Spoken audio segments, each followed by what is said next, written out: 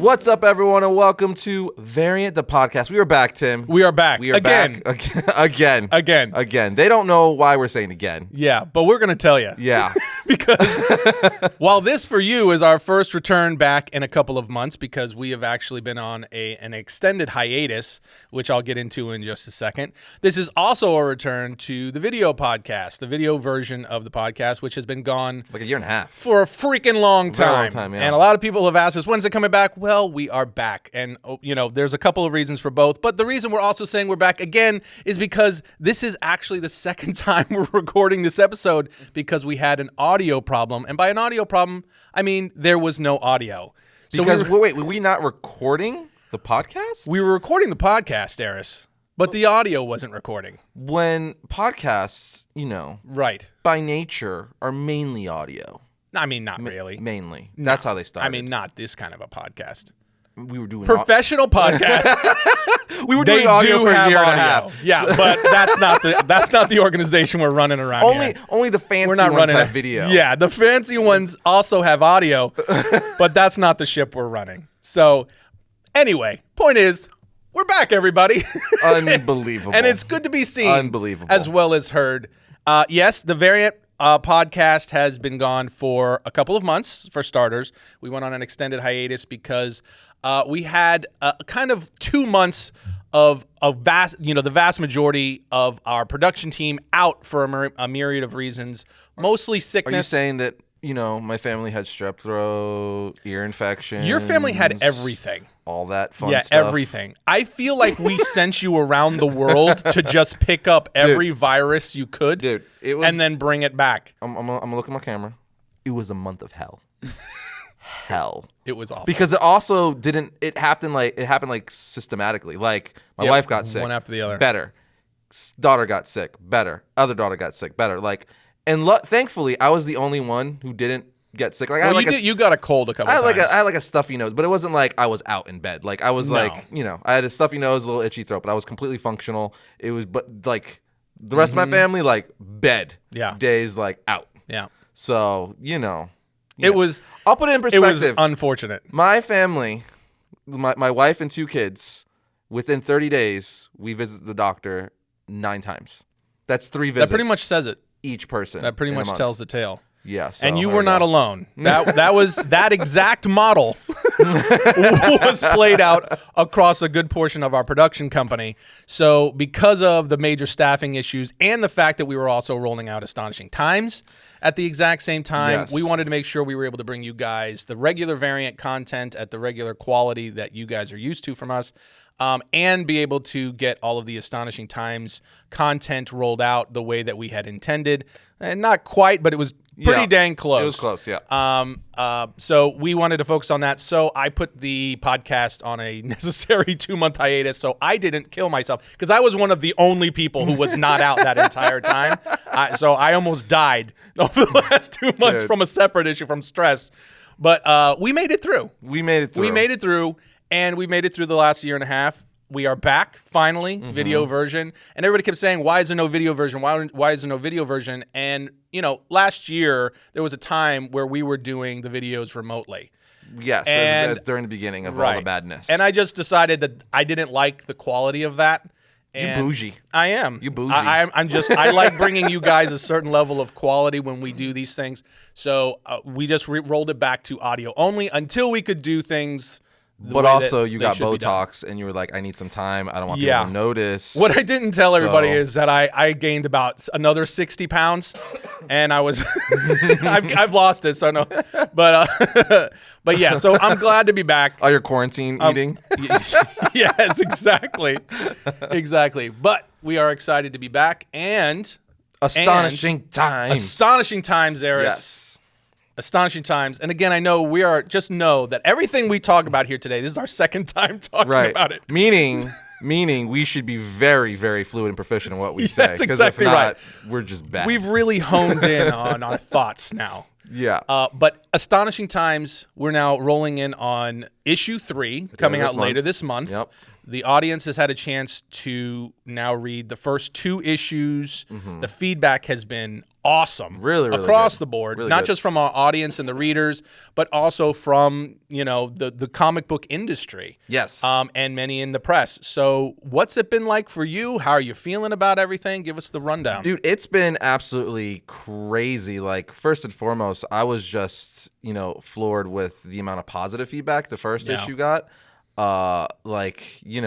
It was nuts just how many people like clicked with the story and they're like, it's a great start. We really like where it's going, the mystery it sets up. And then because of the Variant Nation, literally issue 1 it's still actually going back and forth, but became a bestseller, the #1 bestseller on Amazon for comic books and graphic novels, which was crazy. Like, I'm talking about, like, I took screenshots and tweeted all this stuff out and Instagrammed it, but it was like I had a Batman, Superman, Infinite Frontier, like it was beating out all the the big 2, which is insane, digitally at least, which is insane. And it was a bestseller on Comixology's official site and stuff, because it's just crazy. So the feedback has been great. It's got like 4.5 stars on Amazon and Kindle right now. It's awesome, man. And it's still, we're like 2 months, because issue 2's out. And it's funny, issue 1, periodically, I guess, depending on like if we push it in a video or a podcast or just talk about it, or just for whatever reason, it'll jump back up to a bestseller. Yeah, or exactly. like that. So it keeps going. We're 2 months in, and it's still like beating out books like Wonder Woman and Spider-Man and stuff. Infinite Frontier. Infinite Frontier. Yep. So,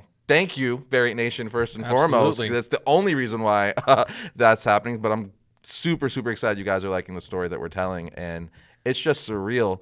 And then, Scott Snyder read the book. Yeah, if you didn't bring it up, I was going to. Scott Snyder, I actually, first time, when we shot this first time, I didn't read the quote, but I'm going to read it directly this time because I have it on my Instagram because I tweeted it. So Scott Snyder read the first issue, and he gave us a quote, which we're obviously going to use on the trade, on the back of the trade when that comes out. Yeah, you bet. But he read the first issue, and he says, quote, Barberry, Quinones, and Coleman are reinventing tropes and reimagining archetypes to make something groundbreakingly new and of this moment. Scott Snyder, Batman, Noctera, Justice League. Everyone knows who Scott Snyder is. So that's crazy, man. Flattering, for Snyder, like, he's Mr.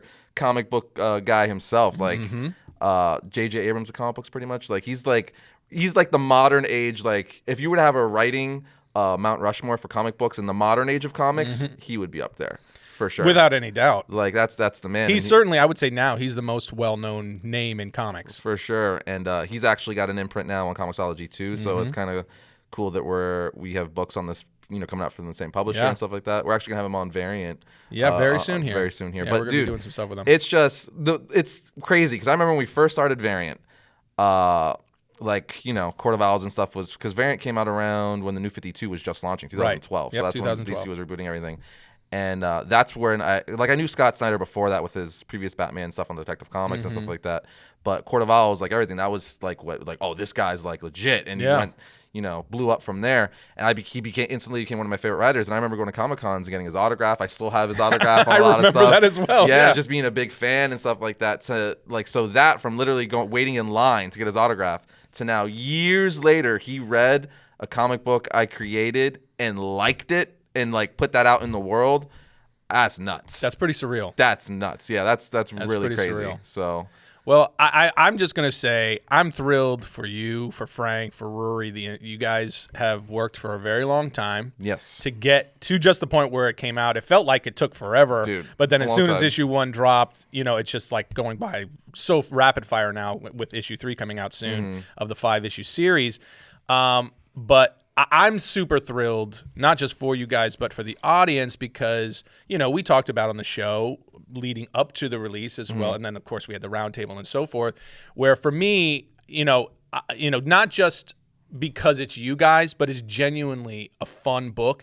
And it's the tone of it is something that I felt, and you guys have kind of been harping on, that's kind of the heart of it. It's something that we need right now, which is a look at hope as a central theme, right? And going back to kind of the golden age vibes and stuff like that. Sure. And it's being received in that way. The audience is receiving it in that same similar, heart, if you want to call it that. And that's been really exciting to watch, to see people all kind of responding to that underlying theme of the book in such a positive manner. Yeah. Because it tells you the instincts were right. Yes. Right? The instincts were right. Is like, hey, there's so much apocalyptic, there's so much dystopian stuff, there's so much darkness and so much heaviness going on in the world. We need a little bit of light. We need a reminder that there's hope in the world. And, it's not everything will be bad, that heroes do exist. And the reminder to look up, right? Like everything you said, we said on the round table, and, I've talked about it here on Variant before and, elsewhere. But it's just the idea of that, like, things, as crappy as things are, right? There's still a lot of good out there and stuff like that. But even just as far as superheroes go, because it's like superheroes have been done. I mean, that's been beaten to the ground. Like, done over and over. That's the thing. Like, even when you hear another superhero book that's not like DC or Marvel, you're like, okay, well, what are you going to do with it, right? So that was one of the things we were thinking about. I was like, well, what can we bring to this? And something we haven't seen, or at least in a while, is the whole, like you said, going back to the golden age. It's like, well, why do we like these heroes in the first place? What made this, like, a phenomenon in America, like an American staple, like comic books, you know what I mean? So we went back to that, and it's like, well, it's the love of the heroes and wanting to, that hope, and that, like, if I had these powers, I could help people, I could save all this stuff. So instead of, all the, like, well, now they got a virus and they're all dying. Yeah, exactly. Yeah, right. Which we have enough of. More than enough. In that vein, like the exact same thing. We're actually looking at doing an escape room with my son for his birthday, and we were looking through all the different ones, and like there was 8 different options, and 2 of the 8 were like virus themed. Like you're going into like a pandemic, and you have to solve the virus, and I'm like, pass. You know what I mean? Don't we have enough of this? I'm all set. Thanks so much.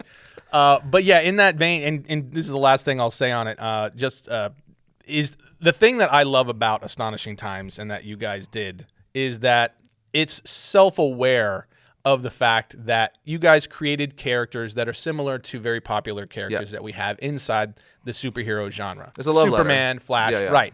So there's like you're presenting this story, and it is a tip of the hat, a nod to all the things we love about these, but with the sense of self-awareness. Because there's a lot of comic books that try this stuff, and there's not that sense of self-awareness. Right. It's like they're trying to just replicate, right? And that is one of the things I think that is resonate, or it's allowing it to resonate with so many people, is that the book has a sense of self-awareness of what it is, to where it tells you, for sure, this is intentional. Yes. You know what I mean? We're telling this story this way on purpose. Yep. And I think that is very effective, and it really aids the story. So great job. Thank you. I'm very happy for you guys. I'm super thrilled. And once again, thank you to the entire Variant audience. Yes. Because it's really because of you guys that this book has seen the level of success that it has. And also, thank you for coming along with us as we've given you guys a really behind-the-scenes look at the book, the making of the book. And if you haven't seen our episodes on the Astonishing Times, we've done several character breakdowns. So we've done Noah Sands and Koken, as well as Infinite Gold Rush. And Crossout and Medica is coming out soon. We have Crossout and Medica coming, a new one. These are 2 new, the female superheroes of the Astonishing Times universe. Which a lot of people have been asking for, so they're coming. And they're going to be introduced here in coming issues, so we're going to be doing a character breakdown on them here in the next, I would say, couple days to a week or so. And then also we have the extended roundtable that we did with the entire creative team, Arris, Frank, and Rory, which is up on the site. We'll put links for all of that in the description. So if you haven't seen any of that stuff and you want to watch it, it's all in the description. It was a lot of fun. And I do want to say, before we move on and talk about all the rapid fire news that we missed over 2 months, issue 3, I said it before, but I want to say it here again just in case people missed it, is really like the top of the roller coaster, right? So that's like everything to now has just been like building up, and then we get here, and then at the end of issue 3 is like free fall. So 4 and 5 is, just balls to the wall, crazy fighting, good superhero stuff. I hope that you guys like. I know what I've read all the issues, and I know what's coming, and I'm really curious and interested and excited to see how the audience reacts as it really gets into the meat of the story. And things kind of start to, I'll say, unleash. Like the story really kind of gets turned loose. I love issues 1 1 and 2, but 3 really gives you a lot of backstory of things, and then 4 and 5 it just all comes to a head. So yeah, if there was any time to jump on, is now. Now's a good time. Now's a good time. And thank you, obviously, for checking out this book. It's been because of you guys, I get to live my dream. So I can't, me and the entire creative team and just all of us here at Variant, just thank you. Because, Variant wouldn't even be a thing without them. So it's you know what I mean? So you guys are letting us live our dream. So you guys are why we're here. So thank you. Yeah. And as you mentioned, with all that covered, today we've been gone for 2 months, guys. There's a lot to talk about. A lot has happened in the about. world of geekdom since we've been out. So today, we just got for our fun, dockets up here. Yeah, we're actually just going to run through the biggest. We're not going to get to everything, but we're going to run through the biggest things that have happened over the last couple of months while we've been out, and we're going to kind of do it rapid fire. So we're not going to go in depth as we usually do. On these, and some of them we like. We're going to get into DC fandom and stuff like that. We will talk more about as the months go on. But we're going to kind of go through just the bigger we're playing things. catch up today. Yeah. So it's going to be a little bit of rapid fire. Yeah, we're going to have fun with it. But so like things like new costume reveals, like the Jason Momoa costumes. Yeah, more intricate stuff. We're just doing the big stuff, like the finales of Loki, Bad Batch, Shang-Chi, all that stuff. Which is exactly where we start. So Loki, the finale. Yes. I'm gonna let you go first. Loki, the finale. What did you think of the finale? I love this series and I love the finale. I'll start by ranking it out of the live action Disney Plus Marvel shows we've got thus far. So thus far we've got WandaVision, we got the Falcon and the Winter Soldier, and Loki, right? Yep. And we're currently in What If, but that's its own thing. It's not, And it's not animated. attached per se. But out of the three, I will say my favorites from favorite to least would be Loki, WandaVision, the Falcon, the Winter Soldier. And I love them all. They're all good, but that's just, if I had to pick. And I say that just to say, Loki's freaking amazing, man. I mean, the end of that episode, that finale where, I thought at the end of episode 7, when they showed the castle and stuff like that, that was going to be Doom. That was my theory. I'm like, we were back and forth. Right. It was like we got Fantastic Four coming. This would be really smart. It would be out of nowhere. That would be a major. That would like break the internet if they were like Victor Von Doom is inside there. We also know he works very closely with Kang in the comic books and stuff like that. They're actually related in the comics, like ancestors of each other. So I'm like, that would work. They both deal with time travel. They're very close. You could go either way. But they did go Kang, who we know was coming because they already, casted the actor and everything like that. But great. And the thing I loved most about seeing Kang is this was a variant of Kang. This wasn't Kang the Conqueror. Yeah. So this was like, as we said the first time around, because this is the second time again that we're recording this, this is the best case scenario Kang. Like this is the good Kang, so to speak. Like, and he tells, as he explains to Sylvie and Loki, he's like, look, if you don't like what I'm doing, you really not going to like what these variant Kangs are going to do, because I already took them out and already did all that. But if you kill me, you're going to reset crap and they're coming back and like it's not going to be good. But Sylvie being, frustrated with all this stuff, Loki's trying to be like, don't do it. Listen to him. Just listen. Search your feelings. All Star Wars style. She doesn't listen. Long story short, obviously, she kills him. And then the timelines go crazy. Like you see it split, which... that is nuts all in itself. Like that could mean so many things now, because that could put Sylvie, for phase 4 at like her actions is one of the most important, events to happen in phase 4 at that point, right? Yeah. So not necessarily one of the most important characters, but it's one of the, because of her, like this is all the multiverse of madness stuff is happening, right? So that's nuts in itself, and it means I don't know what that's gonna mean for Spider-Man No Way Home, Multiverse of Madness, Scarlet Witch. Like I don't. Is that why we have What If? Is she the person, the reason why we have What If? Because everything's split and we have all these alternate realities. I don't know, but it's certainly fun to think about and theorize. But anyway, what's Jonathan Majors, right? Is that John Majors? John Majors. I thought it was great because again, this is his version of Kang in this, because this isn't the main Kang. This was like a more eccentric, like quote unquote good version of Kang, or a best case scenario Kang. I love the way he played him, and I can't wait to see him play Kang the Conqueror proper. The way it ended with freaking Loki going back to the TVA, and they don't know who he is anymore. So I was like, oh, what is that going to mean? Is he on an alternate timeline? Is there like memory wiped? Did it reset things? Like what's going on? And then we see a big like sculpture of Kang the Conqueror inside the TVA with the costume and everything on. I'm like, oh.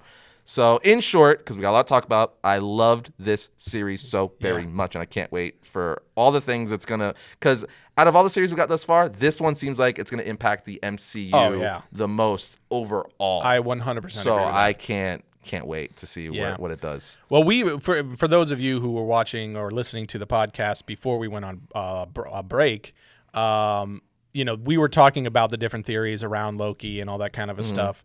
And, even I think both of us even said all the way back then, this is not only our favorite series thus far in the MCU on Disney Plus, but easily this was going to be the most impactful in terms of what it's doing, because they were dealing with the timeline, the multiverse, all of that kind of stuff. So that played out to be 100% true.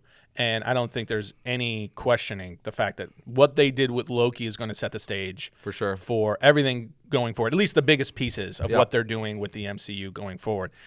My theory, going back to episode 2 of the series, ended up playing out almost exactly what I thought it was going to be and what I theorized it was going to be. So that was like a fun surprise, in the fact that, because once I kind of thought of it, I really wanted it to go that way because I felt it was one of those times, unlike with WandaVision, I felt like this played out in the way that for me would have been the most fun way to go. Whereas with WandaVision, we did all this theorizing and what could be and all this kind of stuff, and then it ended up being none of it. It just kind of at the end it fell off. I still feel like they kind of catfished us a little bit there. They did. The whole Quicksilver thing. I agree with you completely. and who knows? Based on what they're doing with Loki, some of that may come back into play. We don't know, but certainly by the end of WandaVision, right? you did get left feeling a little bit like holding the bag, right? Like this could have been much more, and by the end, you were just like, "That's it, nothing else." Okay.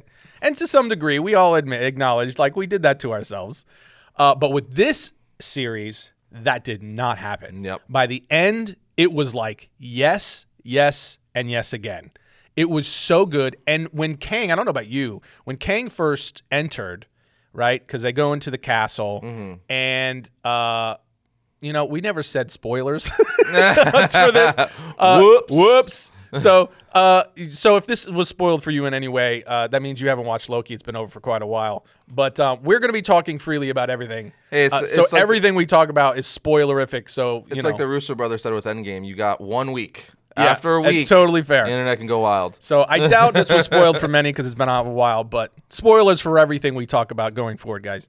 But when Kang first walks in after they go into his castle, he was, his erratic nature and how kind of playful he was.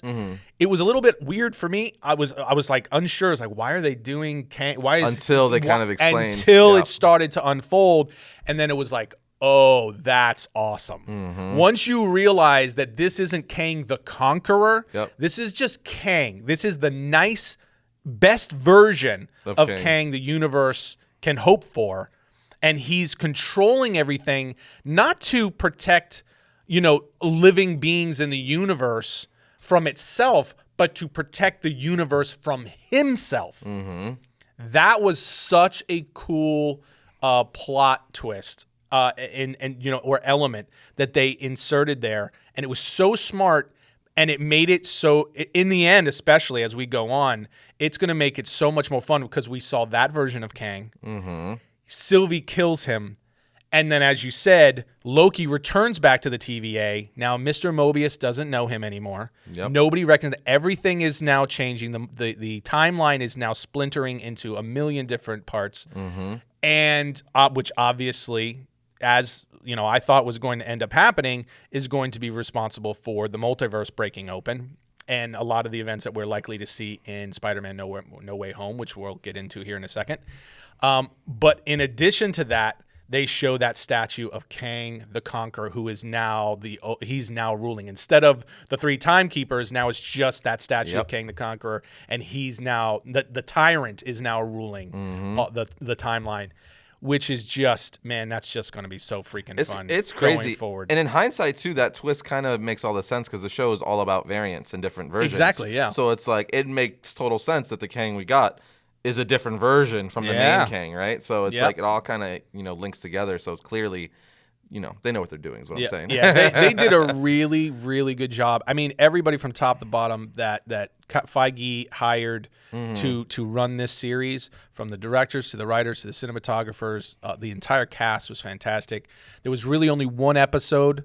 And it was the one where they went to that moon. I can't remember the name of the moon, but where that one was a little bit of a slow one for me. And there were some things like, just visually that I thought were a little bit weird. But outside of that, this series was fantastic from start to finish. And also, is easily my favorite. They introduced Frog of Thunder. Yeah, well, they showed him. They full on introduced. Yeah, they showed him, and he was voiced by Chris Hemsworth, which is hilarious. He doesn't talk, but he makes like a sound. He's making sounds. The director of that episode said that's actually Chris Hemsworth who came in to do the sound effects for it. Yeah. So we now know he's in the MCU. We saw him. Yeah. So, dude, I said it before, I think on the podcast here. I'm like, if you could have a tree that says only 3 words and a talking raccoon and all this stuff, why can't you have a frog Thor? Frog Thor. Because he's awesome, and that's gonna be. I just want to. Oh man, I want to see him team up with Rocket. I want it with Groot. Well, the thing is that we know now, this is one of the things they announced at the end of the series, is that we are getting a Loki season 2. Yep. Right? So I can't wait for that. Isn't it funny when you think Tom Hiddleston, he gets killed off in Infinity Unbelievable. War, and he's still in it. He just gets a second life, man. Still in it. It's like that character is literally a cat. It's crazy. I don't know what life it's on, but it's on. It's like maybe 4th. Nuts. But I'm excited we're getting a season 2, because that also tells you that they're going to continue into next year to roll out this manipulation of the timeline, the storyline throughout the TVA, which I'm super excited about. I love everything they did thematically and as far as tone goes with the TVA. So fantastic, easily my favorite series thus far, and I am crazy excited to see what they do rolling into Eternals, and then of course Spider-Man: No Way Home, and how it affects. That's the money right there. How Kang affects the MCU going forward. What if Kang is in No Way Home? We're gonna find out. It's possible. But moving on, Black Widow. Black Widow Was another huge one that we weren't able to talk about because of that's right of everything that went on. But after all that time, right, of waiting for Black Widow, it finally hits, and we're not here. I loved Black Widow overall. I really, really enjoyed the movie. I have one gripe with it, but as far as overall, not just picking one thing out, I really enjoyed it. I love the story they told for Black Widow. I like how they finally gave us the Budapest thing, or Budapest as an ongoing joke in the movie. Red Guardian was really great. Yelena Belova was awesome. I love the family dynamic they did in the movie, where it's like it's family, but it's not family, and how her relationship with her sister Yelena and all that stuff. And dude, Florence Pugh, she was probably my favorite part of the movie. She is great, and I'm so excited that she is going to be taking over the Black Widow mantle in the MCU, because, man, I love Scarlett Johansson. I think she did great. She's been one of my favorite MCU characters. But it's like one of those things where it feels like a good handoff. Like, this is a good time to just pass it off, and I don't think you could have put it in better hands, especially after seeing this performance. I loved all the little Easter eggs too, how the jacket, the green jacket Yelena was wearing in this movie is the one that Black Widow ended up wearing in Infinity War, because her sister gave it to her at the end of this film. So I like how all that little things intertwined. The fight sequence is really good. My gripe, though, which is I'm assuming it's pretty much everyone's gripe, is Taskmaster. As we know in the comics, Taskmaster is this really cool character who has photographic reflexes, meaning he can mimic anyone's fighting style. So if he can't throw energy blasts and mimic powers like that, but he can mimic fighting styles and all that stuff. So I was really excited to see that in this movie. I'm like, oh, that's going to be really, really cool. And, a lot of the fight sequences with Taskmaster was cool, especially the first one on that bridge where Taskmaster cuts off Black Widow and stuff, and you see that it's mimicking Captain America with the shield and all that stuff, and she's kind of like, what the frick?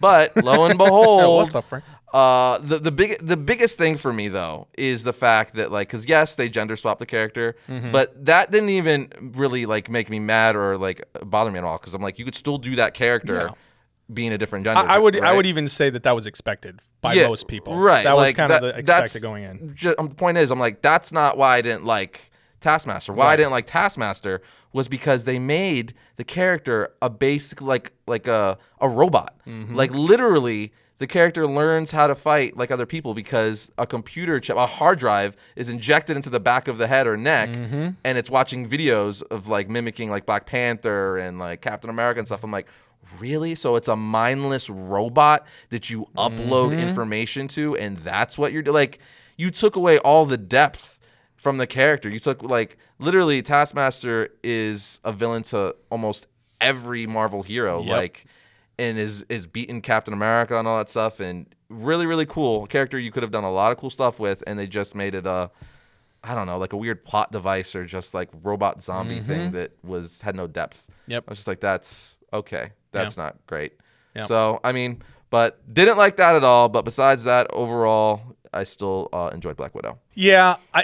Well, first of all, I guess I'll say the things that I liked about it first. So I was less enthusiastic about Black Widow than you. I had, in addition to Taskmaster, I had a couple issues. But the things that I liked about it first, 100% agree. Florence Pugh as Yelena Belova, awesome. Awesome. In some ways, I kind of liked her more than Black Widow. She brought a really cool... really cool. Her physicality is so good. Her humor. Yeah, her sense of humor is really... She's so sarcastic, just really sharp. Whereas Scarlett Johansson's Black Widow is a little bit more cutesy at times, even though she's sarcastic as well. She's a little bit more like seductive, cutesy in the way that she approaches the character. And that's just Scarlett Johansson. Yeah, it's just her personality coming through. But Black Widow is, of course, one of all of our favorites, both in comics and in the MCU. That's why she's been around so long. Scarlett Johansson did a great job, but super excited that they handed the torch to Florence Pugh and Yelena Belova going forward. I love how they ended her arc. At the end of the film, where Valentina Fontaine comes in and kind of is like recruiting her to go after Hawkeye. Because she's telling her that he's the one responsible for her sister's death that we saw in Endgame. So that, first of all, that confirms that, you know, Natasha is dead in the MCU. And if that didn't, Scarlett Johansson suing Disney did. So so one of the two pretty much solidifies that. But, you know, so that they give us that confirmation, but also they lead us into what will probably be a huge part of the storyline in the Hawkeye series. For sure, which comes out in November. Yep. So that was awesome. That was one of my favorite parts. I loved Red Guardian. In the film, Dave Harbour as Red Guardian was so good. I just love Dave really Harbour funny. in general. Yeah, he's always fun no matter what he does. So the fact that I just had to say it real quick. The fact when they all get off the helicopter and he's saying how proud he is of his daughters for being the best killers and assassins. He's like, I'm so proud of my girls. You're the most bloodthirsty, best killers in the world. Yeah, and they're like, really, dude? Yeah, really? And he's like, it's everything I could have hoped for. And he's like crying. Oh, it's so funny. But there's a couple parts, but overall, it felt kind of, the movie as a whole fell a bit flat for me. Like, Natasha, look at you. You're an Avenger. Look at you. And when he says, we're going back and forth, back to Dave, but when he tells him, he's like, how many people have you killed? Yeah. Like that sort of a thing. But he calls over, he goes, Natasha, come here. So Captain America.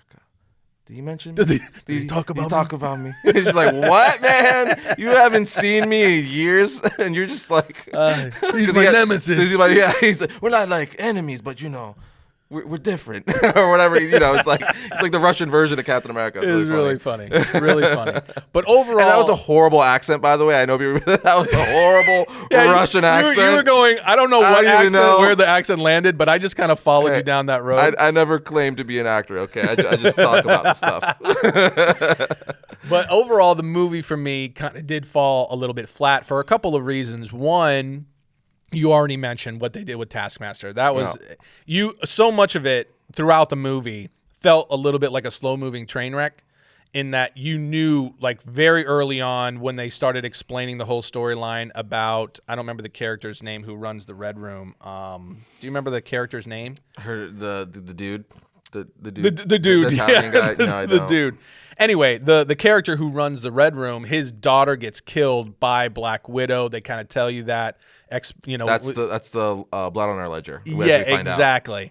They tell you that early on, and as soon as you hear that, you're automatically like, okay, that's Taskmaster. At least for me, that was all incredibly predictable, and you were kind of hoping that it was going to be wrong. You were going to be wrong. I was hoping. I was like, but it turned out to be exactly. Maybe not. And after all that time of hiding and masking who Taskmaster was and not revealing the identity, that just, to me, that just felt like such a missed opportunity. It felt so flat for me. So that was obviously number one. The other thing was, the movie had a lot of cool scenes in it in terms of the fight choreography, the action sequences. My problem was I had already seen almost all of them 100 times on all the clips, trailers that they had released. I luckily evaded all that stuff because we were talking about that. I didn't see any of that stuff. Yeah, I did not. And I would argue that most people probably didn't because they were marketing this movie extensively for 2 years because of all the pushbacks and delays. And which again, it wasn't their fault. They were dealing with the hand that they had been given to a large degree. But I just felt like they showed way too much. So by the time I saw it, it was just kind of old, and there was really nothing that I didn't see that was new in the movie that made me go like, oh wow, yeah, this was awesome. So it kind of just felt a little bit slow and draggy at times for that reason. And then just some of the story plot elements that they did with it. Another thing, you mentioned some of the backstory stuff, like the Buddha's pest story and all of that. I felt like they didn't really give us an adequate, especially for how long they had been talking you wish about they would it. have fleshed that a little more? Yeah, I really wish they would have given that more time, it. attention, and fleshed it out a little bit better. Because it was all kind of harkening back to because they did it mainly, if I remember correctly, they fleshed it out a lot when Natasha is in the apartment with Yelena. And they're kind of giving a little bit of backstory there, but then they kind of do it periodically, where when she's hiding in that spot, where it's like, me and Hawkeye or Clint, whatever, we're hiding out here, and you kind of, I like how they unfolded it slowly. It was kind of a slow burn throughout the movie. It just felt thrown in there for me. I just felt like it was kind of rushed, like they were looking for this is kind of, I summed it up, I guess. It felt like the movie itself tied back to the MCU or tied into the MCU in so few ways that it felt like they were just trying to find something to make it feel connected. You didn't think it felt connected at all? Not a ton. Really? I feel Wow. in comparison to a lot of the other MCU films that we're used to, where there's like massive tie-in, or it's an origin film and they tell us the story about the character and then there's this huge tie-in. But with Black Widow, we've been seeing her for so long that it didn't have the same effect as the previous origin films did for me. Well, because what I thought was kind of clever, because this also wasn't an origin film. No, but that's what I thought was kind of clever, is because we've slowly kind of gotten bits and pieces of her origin throughout other MCU movies, like Avenger movies and stuff like that. Very little, but yeah. Like in Age of Ultron, when she's talking Mark Ruffalo, or Bruce Banner rather.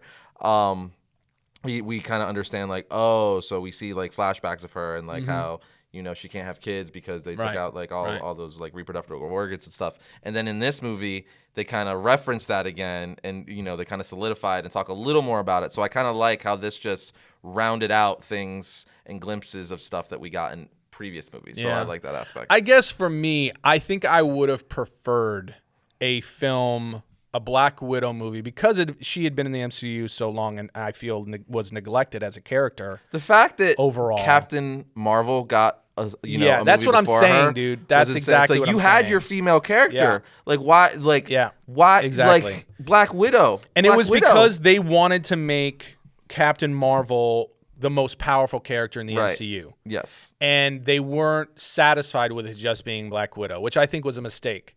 I think they should have given Black Widow her due first, and then introduce Captain Marvel later on. But again, this is their universe; they can do whatever the fuck they want. I've said it before. I'm just not a big fan of the Captain Marvel character in general, even in the comics. Like, I would much rather like even a She-Hulk. We're getting She-Hulk, but even that would have made more sense because you already had the Hulk. Yeah. So now just go to his cousin. Yeah. Go to She-Hulk.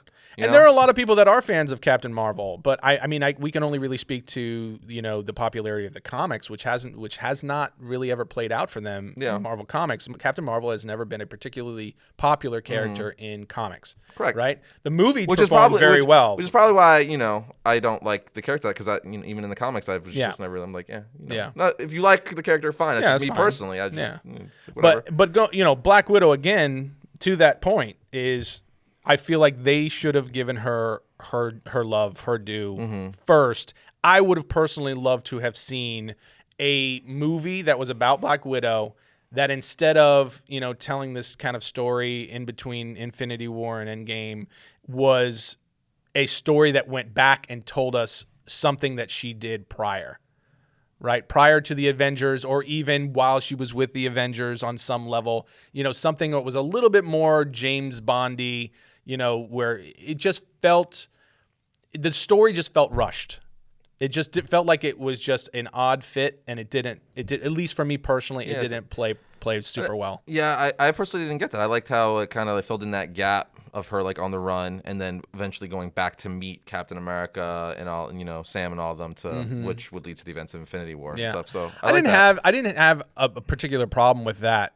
I just felt like it just didn't. I just didn't feel like it was as cohesive and connective as I would like to have seen, and then we're used to in the MCU. And ultimately, I just feel like, especially with what they did with Taskmaster, it just kind of fell a little bit flat for me. Well, with that said, we got tons more to talk about. Oh, yeah. Tons more to talk about. And one that I think we both will agree on of how amazing it was is our next one, Bad Batch. Oh, yeah. The Bad Batch, the series, and obviously the finale. We'll try to get through this one a little quicker because we still got a lot to talk about. But the Bad Batch, man, I just, what's so good about this show? Almost everything, Tim. That's almost everything. That's pretty much a good sum up. But I mean, we say it all the time, but Filoni's at the helm of it, and everything he touches in Star Wars is basically amazing.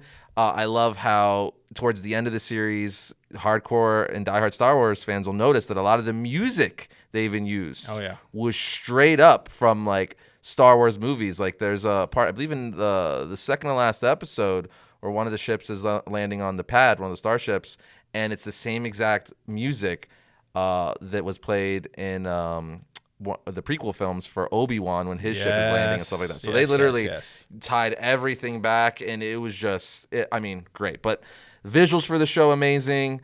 All the cameos of loved characters we got throughout the series. Cad Bane, Captain Rex, Hera, Chopper, fantastic. Everyone loves freaking Captain Rex. He's the clone, right? He's the man. He's the fan favorite. He's definitely my favorite clone trooper. So it was great seeing him in, I believe, 2 episodes. Cad Bane we saw in, I think, 2 or 3 episodes. But that finale, man, the fact that it all came to a head with Crosshair and the Bad Batch, and kind of more so even Hunter and Crosshair, as Hunter's the leader of the Bad Batch, but how they work that dynamic of you abandoned me, brother, and Crosshair's you just left me, you never even asked, and he's well, thought you would come, and he's trying to, Hunter's being yo, well, come with us now, and he's no, you don't understand, I want to do my own thing. I'm working with the Empire for now because they have this thing, but it almost seems like Crosshair even has his own agenda, and it's just the Empire is the easier way to get to where he ultimately wants to go. So he's on that side for now, and it was just a big finale, huge visuals. We see, the Bad Batch and Omega have to escape, and by the end, it's left very open, right, where it's Crosshair still, you think for a second, because they kind of played it up, where maybe he's going to join the team. Maybe he's going to go back with his brothers. And he still doesn't, even after, Omega saved his life. But then he saves her life and repays it by the end. And he still goes his separate ways. And it's oh, so where's this going to go now? But my favorite thing about the series as a whole is the fact that they finally told a story of how the clone troopers transitioned into stormtroopers. Yeah. And really I remember when we first talked about that the first episode, the pilot episode, I was because there was hints of it then. I'm oh my God, is that what they're going to do? Are they going to flesh that out more? Lo and behold, that's exactly what they did. We see, that the Empire is starting to hire actual recruits, people who are volunteering, and they're stopping. So this whole series is about stopping the clones. They're not making any more clones because, any copy, if you keep making a copy of a copy, they start to get worse diluted, and it gets diluted and stuff. So no more. But I love that.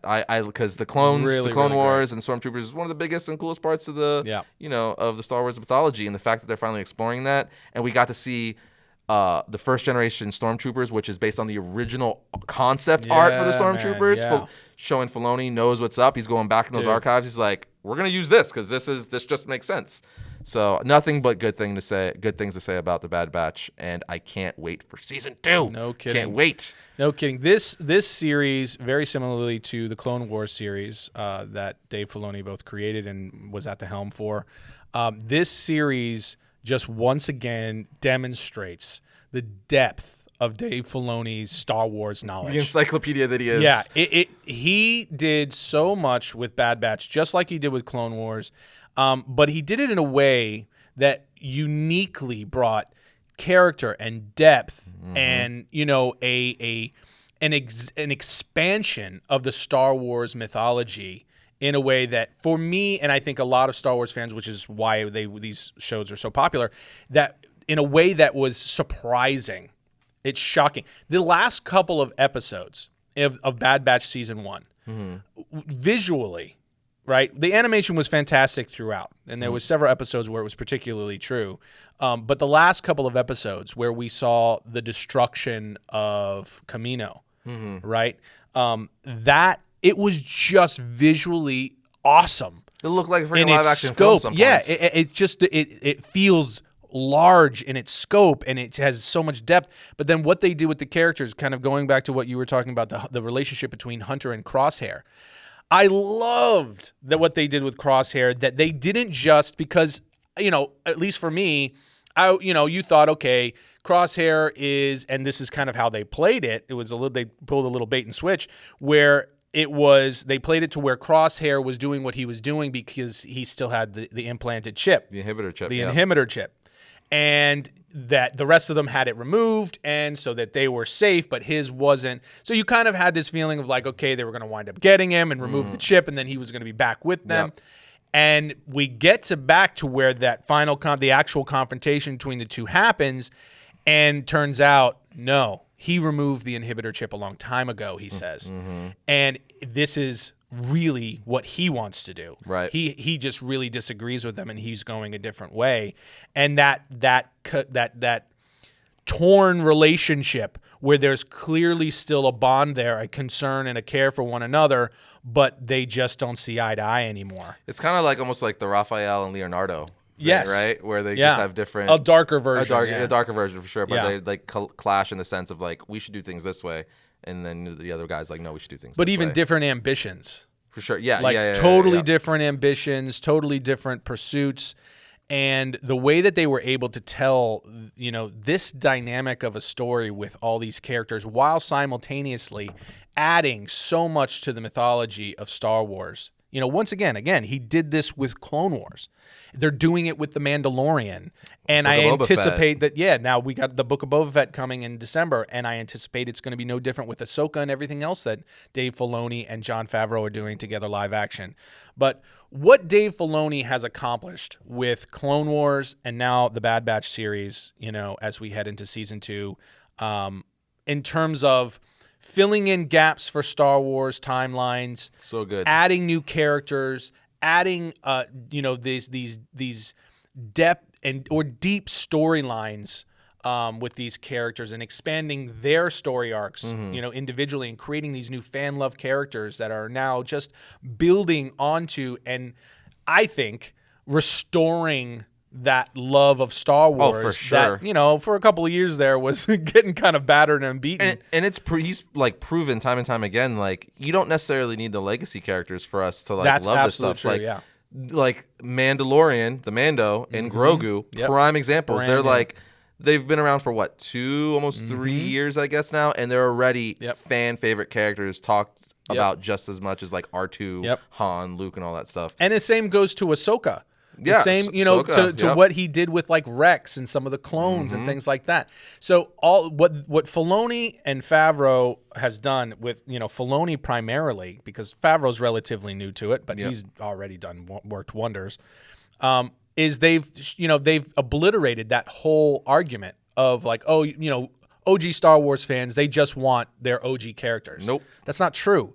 You can expand. And this is the same argument that we've had, the discussion that you and I have had about things like DC and some of the things DC's done, right? And some other areas where it's like, you can absolutely add to, you know, these huge franchises, these huge mythologies, in a way, and people will love it if you're telling organic stories, if you will just recognize and honor what came before it. Oh yeah, yes, and it's a matter of like the way you present it too, right? Yeah. Where it's like, I guess it's like you were just saying, like honoring it. It's where you could mix them together and make it the synergy of it all. Exactly if you will. right. And it's like they just understand like there's kind of certain rules made by Lucas, and there's just certain. It's like anything. Like we've talked again, like you're saying, DC and Marvel. There's just certain things about a character or a mythos you can't change. You have to stick to that.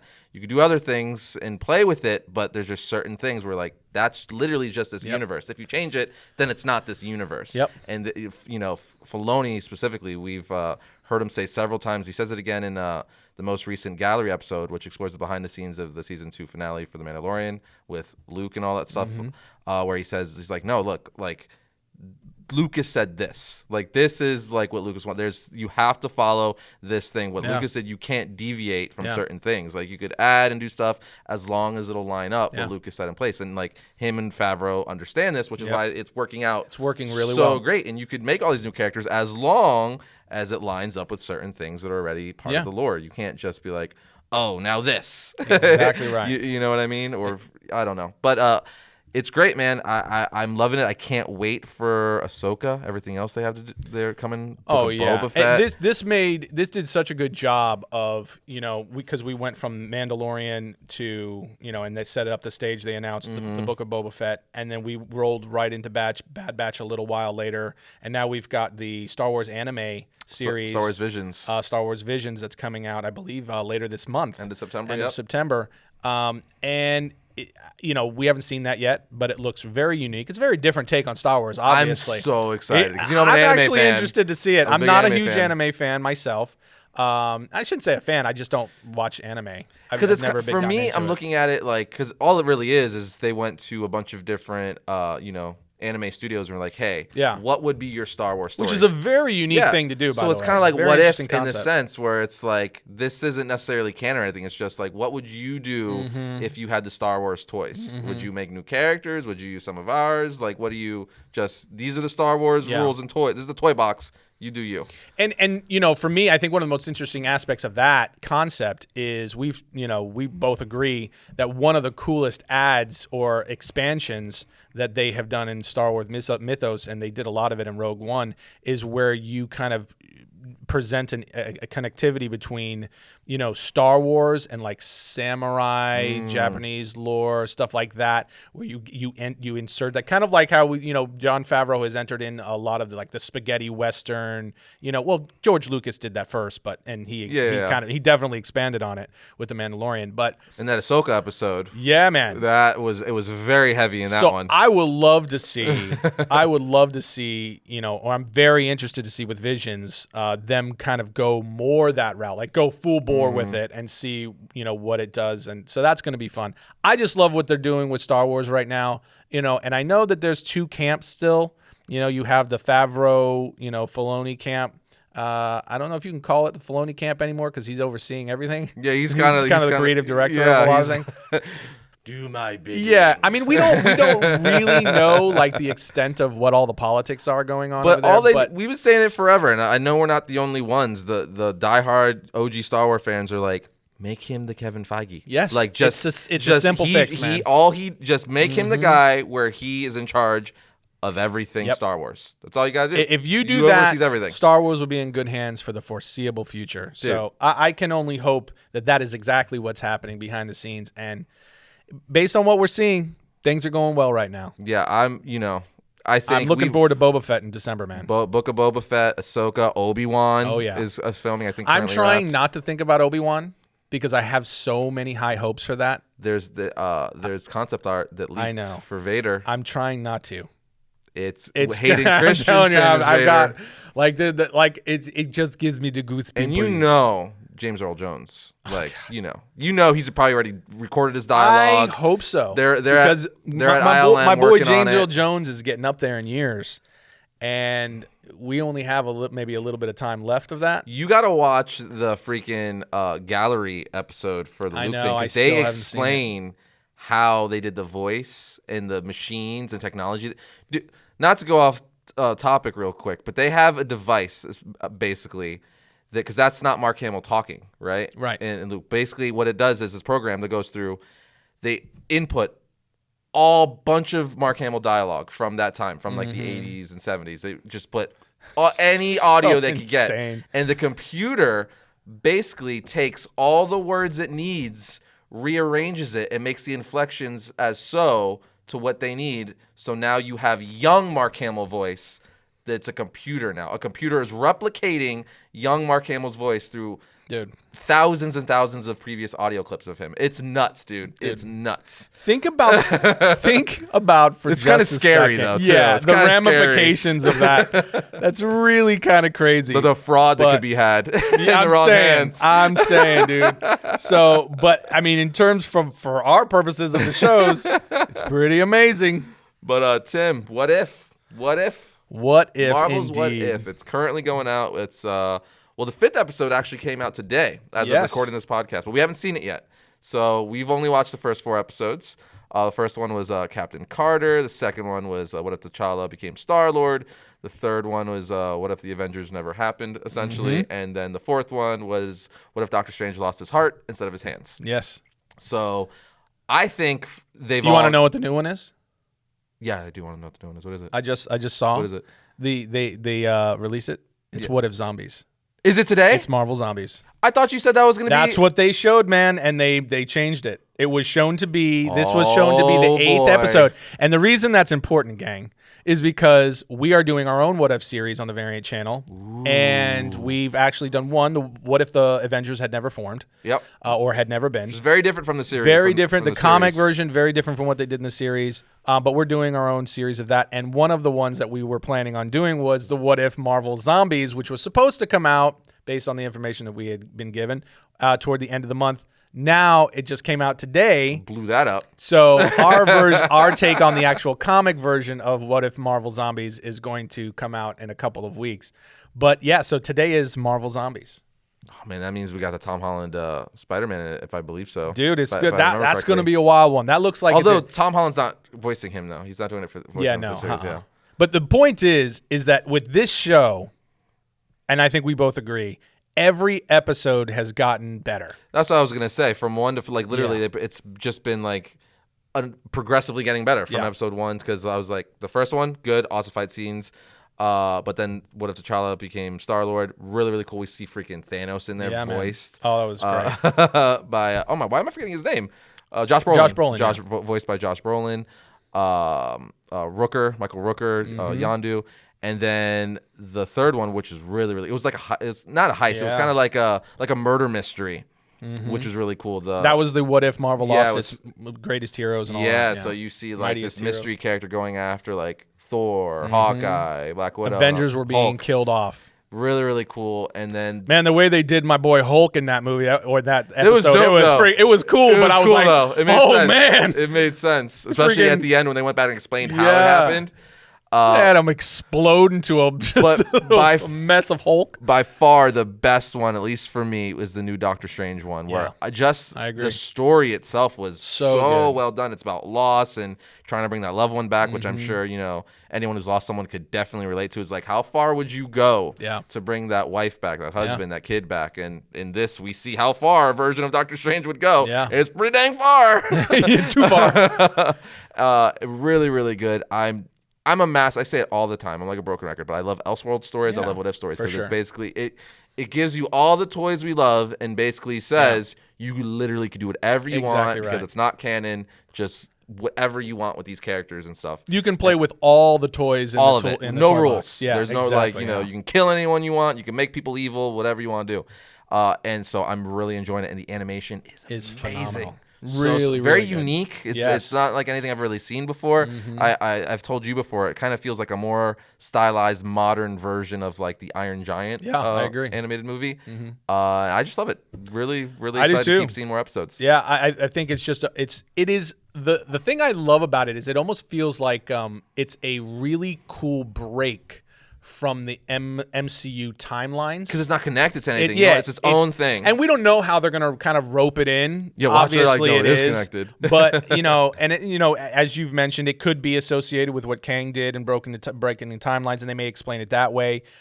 It may just be a cool way of them introducing the Watcher, because in the Doctor Strange episode, he actually interacts. The Watcher interacts the first time in the series. He interacts directly with Doctor Strange, and Doctor Strange actually asks him to intervene and to help. Well, I like how he senses them too, because he knew someone was watching him. I was like, he knew someone was watching him. Yeah, I really liked that. But I mean, I'm a huge Doctor Strange fan, so this episode already was going to be. I was really excited about it.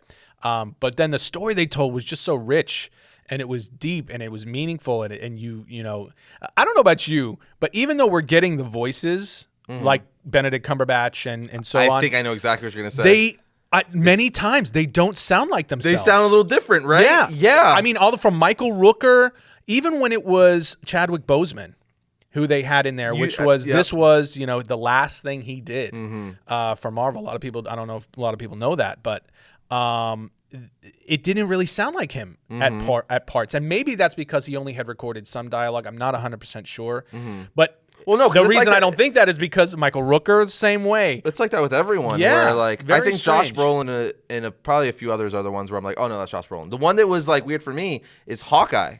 Oh yeah, completely. It didn't sound like him at all. Nothing. And it was very. I was even watching the show, and I was saying, I was like, is this? Is it? And it was, you go on IMDb, it's Jeremy Renner. Yeah, I was like, and that Benedict sound like Cumberbatch too. There were numerous times when I'm listening. At first, when he first started talking, right at the beginning of the episode, I was like, "Yo, yeah, that's definitely Benedict Cumberbatch." Right. And then within 5 minutes, I was like, "Okay, maybe this isn't Benedict Cumberbatch because that doesn't sound like Benedict Cumberbatch anymore." Which is weird too, because Benedict Cumberbatch is no stranger to voiceover. Not at all. And he has a very distinct voice. Yeah.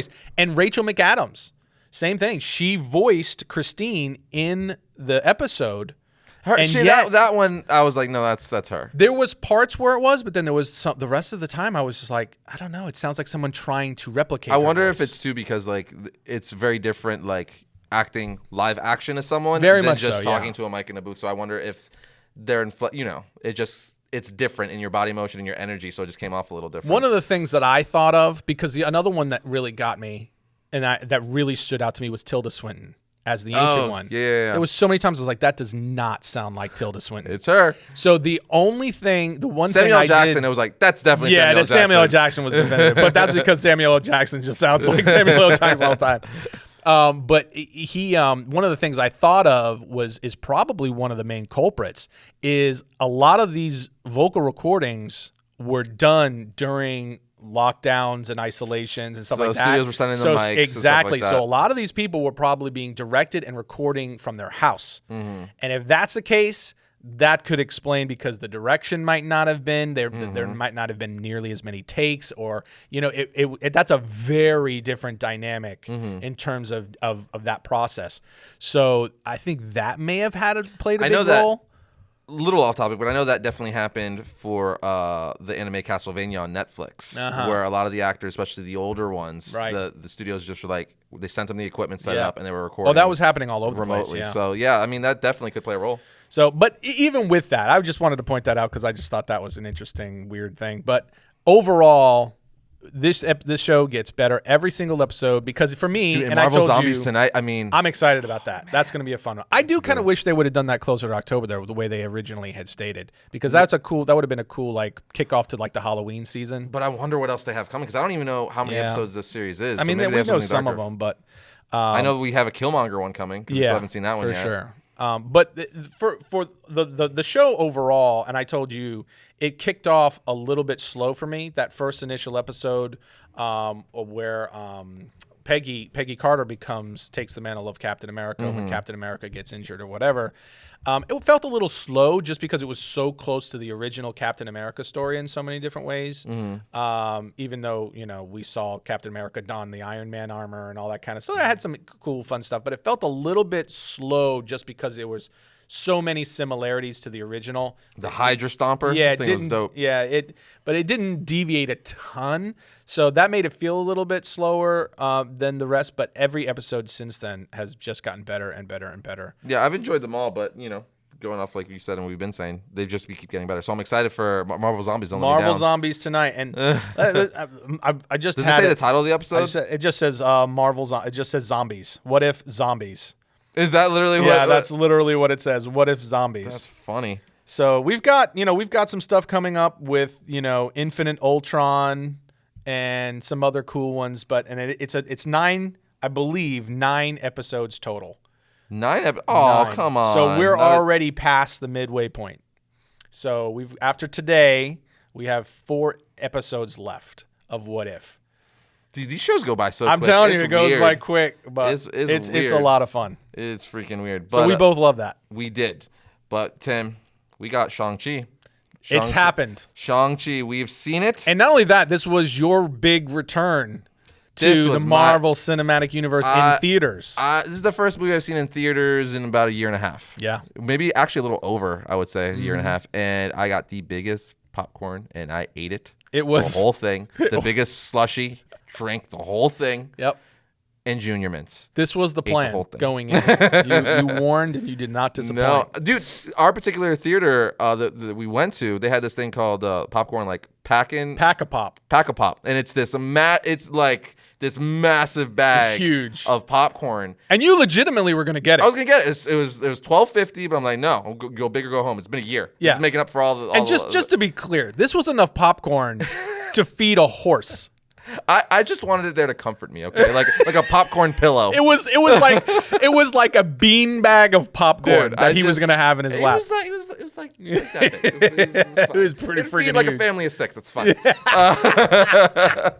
a fact. But they wouldn't let you buy it for the theater. It's like to Yeah. go. It's for people who are watching movies at home. You go to the theater to buy your popcorn, and then you eat it at home. So you have the authentic movie theater Right. popcorn. I don't know why I did air quotes because it is authentic. I don't know. Whatever. It's like air guitar. It's good anytime. Yeah.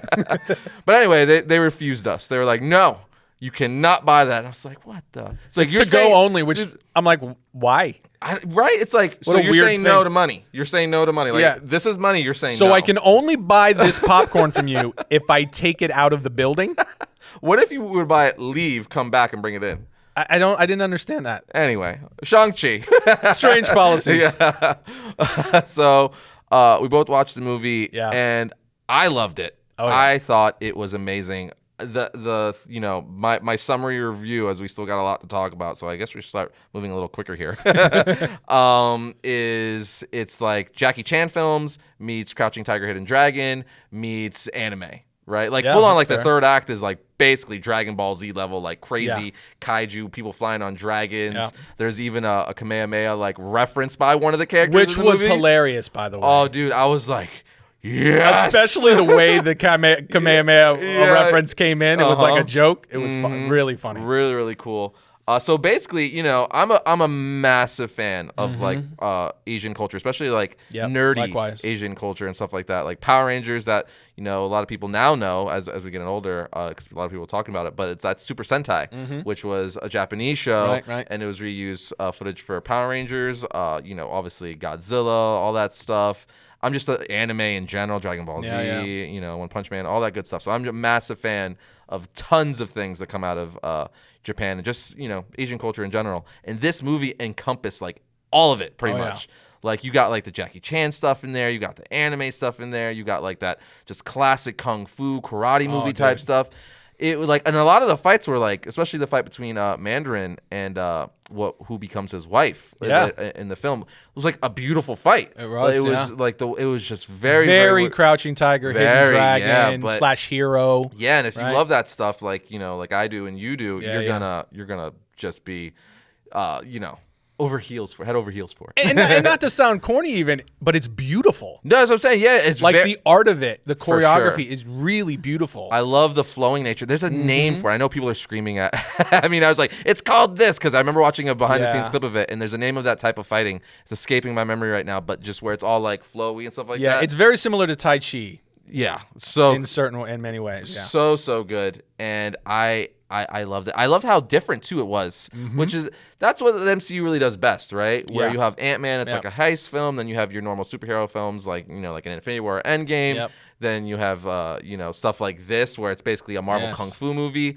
and it's so good. Simu Liu did a fantastic job as Shang-Chi. Yep.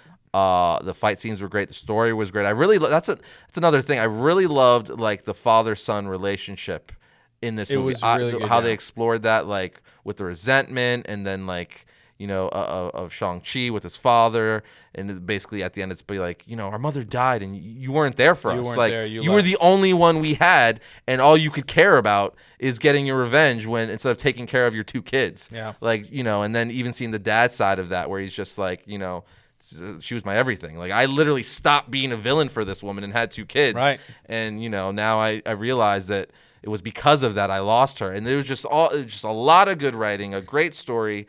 And I can't wait to see more of this in the future, even, because they definitely teased the 10 rings at the end of the film. Right, so we're like, we don't really know what the 10 rings are still. Right. Like Wong brings Shang-Chi in at the very end, is like looking at them through, at a sanctum. And it's like, what are these things? There's a beacon in there. So we don't know, like, is it calling Fin Fang Foom? Because we know in the comics that's the energy source for Fin Fang Foom's ship. So maybe, I hope so, maybe not though. Or Galactus. Maybe it's something you have to do with Galactus. It's a power source for Galactus. There's a lot of routes. You can even go Mephisto. Really, you can go anywhere. Yeah, could. That'd be, I think, a little bit more difficult. Yeah, but I'm just really, really excited to see where it goes. Although the one curious thing for me is, we saw Abomination in it. He's in the trailer.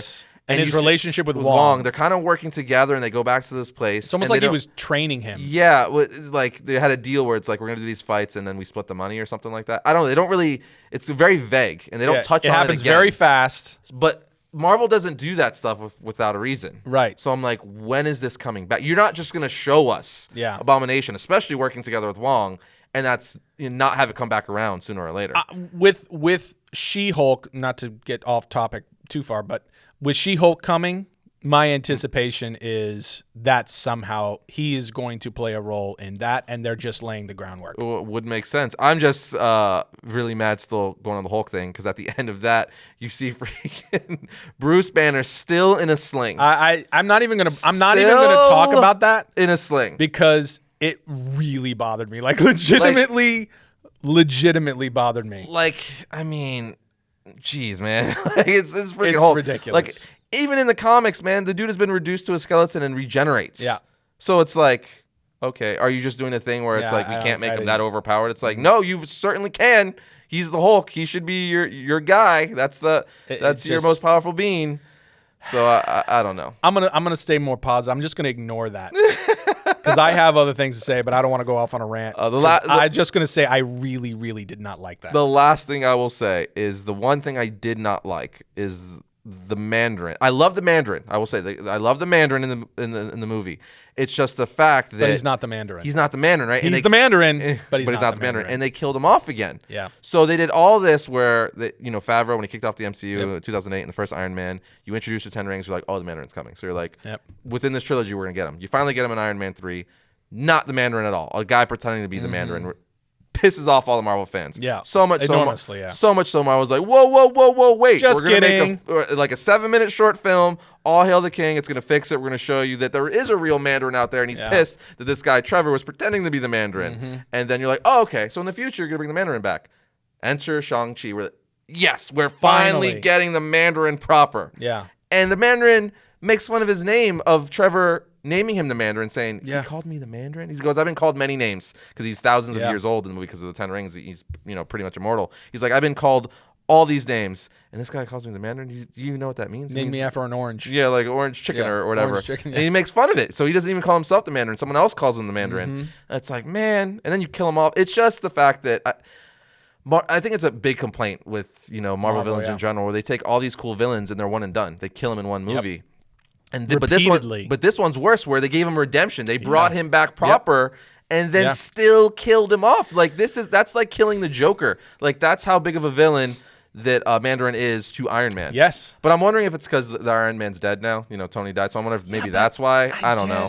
I don't know, but they're introducing Ironheart, so I don't know, man. But because I totally, completely agree with you, and that's one of my complaints as well.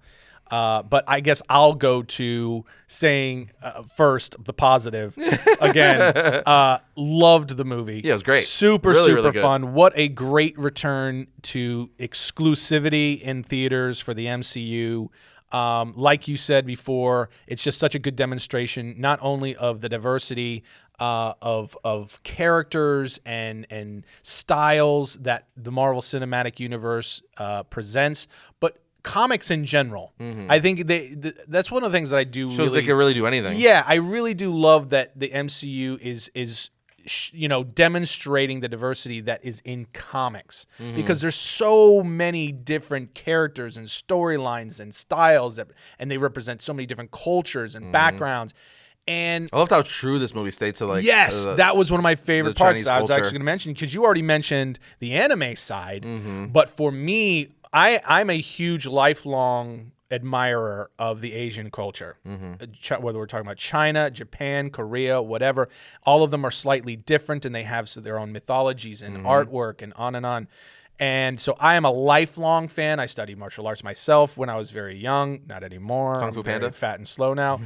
Yeah, now Kung Fu Panda. But and largely because I just loved it. I loved, like so many people, right? I grew up watching The Karate Kid. Mr. Miyagi was my hero. And now Cobra Kai. Cobra Kai. Kai. So this movie, in addition to the anime references, they really paid tribute to Chinese mythology. Like when they went to Ta Lo, right, they had so many of the fantastical, mythical, or mystical characters that were there. Chinese lore, yeah. Were straight out of Chinese mythology. I mean, and they just brought them to life, and that was so cool. And again, Even the not Great to sound- Protector looked Yeah. identical to like their dragons. Oh yeah, dude, it was so cool. And I thot it was funny that they did that with Raya.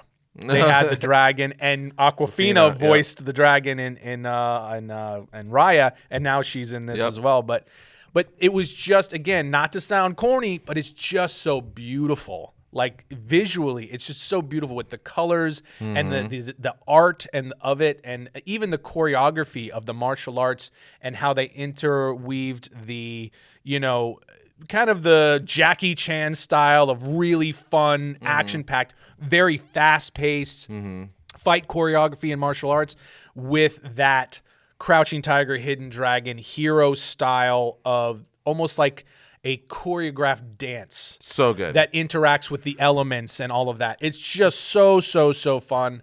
So all of that I just thought was just excellent. The characters, I thought Simu Liu was awesome as Shang-Chi. So good. Shang-Chi. And he did a lot of that fighting himself. Yeah. Like a lot of that was really good. Him putting in those weeks and Really months of choreography. Like so good. So even good. Aquafina, who I'm not always the biggest fan of, just because of her style of comedy. It's not super my cup of tea all the time, but she's not bad. But in this, I thought she was great, and she was such a great counter to Shang-Chi as Katie. Well, you can tell they really have chemistry. They like, have in good chemistry in real life. Yeah. Yeah, and how they were like, at the end there when they're with Wong, and Wong's like, "Go home and get rest, because your life, the trajectory of your life will never be the same." And they're like, "Yeah." Or and then they show him at a karaoke bar With Wong. Yeah, with Wong. So I mean that whole dynamic of it, of like these are like basically young kids still, even though they're in their 20s or whatever. Yeah. But so many different things. I loved elements of what they did with who was supposed to be the Mandarin of Wenwu. Is actually his name in the film. He's a scary motherfucker, dude. He was awesome, even though he's a smaller guy. Yeah, but it's like, oh no, really small. You'll kill me, Dude. You'll kill me. Really good. The interactions and the conflict and the tension between him and his son, and even him and his daughter was really good throughout. And I liked what they did with his story arc, where it was his wife who showed him something better. Yep. And that it was, that love, that was the kind of the heart of it. It was that love showed him a better way. Yeah. Right. And because she left her village too, for him, and he left his way of life behind for her. And they he literally boxes up his 10 rings. Yeah. And each of them left what they had and everything they knew for love. And I thought that was a great story arc, but they demolished the Mandarin in the process. The very thing that they did, even though, it's weird, right? We did get Trevor Flattery back, which I thought was unexpected for me. I did not know they were doing that. I knew he was going to be in it because I saw him on the red carpet, which is a little bit of a bummer for me. I didn't know that. And so that was a surprise. Very funny. Awesome. Everything with him in the movie love that the Mandarin is really good and funny. The fact that the Mandarin really, because in All Hail the King, we see that the Mandarin sent for him to bring him back. Right. To here, his Ten Rings base. And he was going to kill him originally, but he's like, wait, I'm just going to make you my court gesture. Yeah. Like, he's where he does plays. They thought he was hilarious. It was funny, so he does plays for them, like, nightly to entertain them. He's literally a court gesture for them. So, like, that's hilarious. Really funny. So to find him still alive and he's, like, preparing for a performance for Ben them Kingsley and stuff. is great. He's really good at that. And Morris, his chicken pig. The chicken pig, which is another mystical creature or whatever. But so that I thought was fun. It looked, the whole time, all I could think of was they were petting the butt of an animal. Because it looks like the back end of an animal. How does it eat? Like, yeah, whatever. So, like, I thought that was fun, but then in the end, he's being manipulated, and so that's twofold was my issue with, or my complaint with the film is, one, they really still never gave us the Mandarin. They ended up basically demolishing that and kind of doing this forced transplant from. They never called him the Mandarin. They never called him the Mandarin. That one time at dinner where he says it himself. So they did this like forced transplant of the Mandarin to where now his daughter in the end is taking over his empire of the Ten Rings. Which is weird because and she was working felt very forced and weird with her brother the whole time on the side of good, trying to take down the father. And she says several times, like, if you're not going to let me into your empire, then I'm going to build my own. But what is she going to do with it? Like, she going to use it for good? Like, she doesn't have the rings anymore. Shang-Chi has them. So exactly, like, she's going to be no threat to him.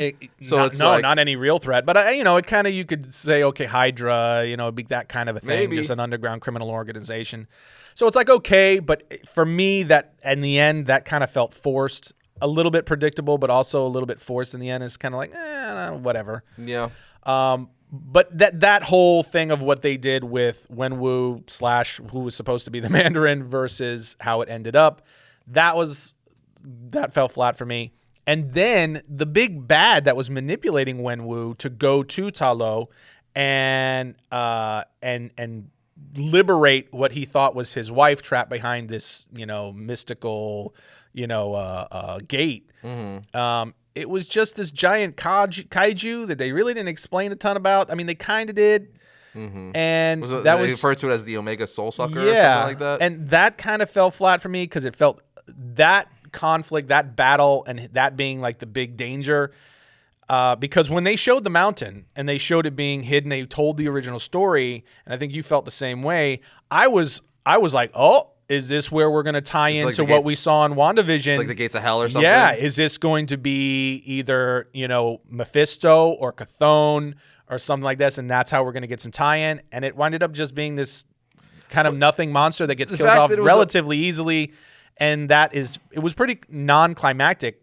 The conflict between Shang-Chi and his father and the Ten Rings army and the people of Ta Lo, that whole thing. I think am I saying it right? Ta Lo? Ta Lo, yeah. Ta Lo, okay. Or Ta Lo? Ta Lo or Ta Lo? Ta Lo. Ta Lo. Okay. Well, if I'm saying it wrong in any way, I'm sorry. But I thought those were much better than what was supposed to be the big climactic fight with the Beast. I think it would have been a lot more meaningful if it was. I keep harping on it, but Fin Fang Foom. Yeah, I agree. Because again, in the books, he's tied to the Ten Rings. Again, I don't know what they're doing with the Ten Rings. They're clearly they're not even finger rings now. They're forearm rings, which, by the way, super cool, really cool. The way they fight with them and they work was visually really cool. was dope. So I say all the time, I'm not so stuck on things as long as it's for the better. Right. And I think that 100%. worked out really well. But now that they're changed to being big forearm rings, you could still make them tied to Fin Fang Foom. Without question. So I was hoping for that because you already have the giant kaiju monster in there. So why not make it one that we're all like, oh, they're bringing freaking Foom in here. You know what I mean? And I don't know about you, but I really wish that they would have given us more about what the rings were.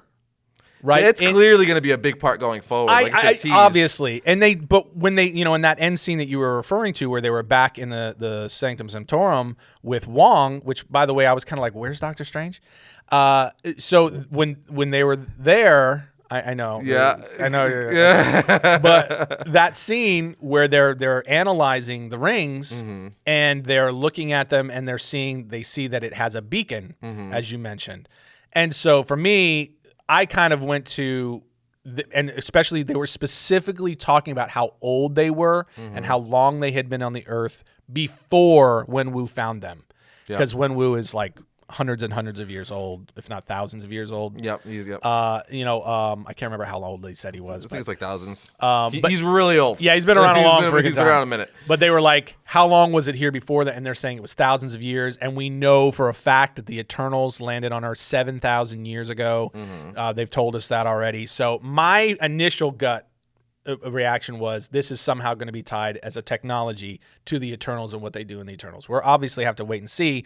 But I'm be very interested to see if they stick with what we see in comics where each ring has a different power set.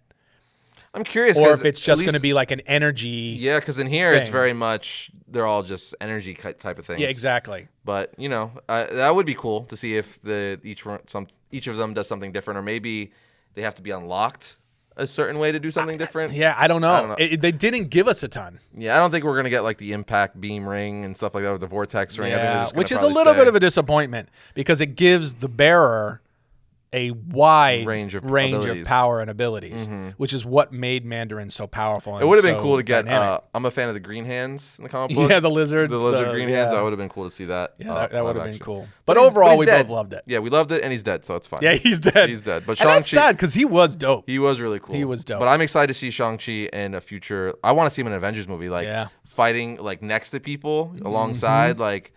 Sam Wilson, Captain America, and stuff like that. I'm very, very curious to see how that's going to look because it's probably going to be amazing. Yeah, it is.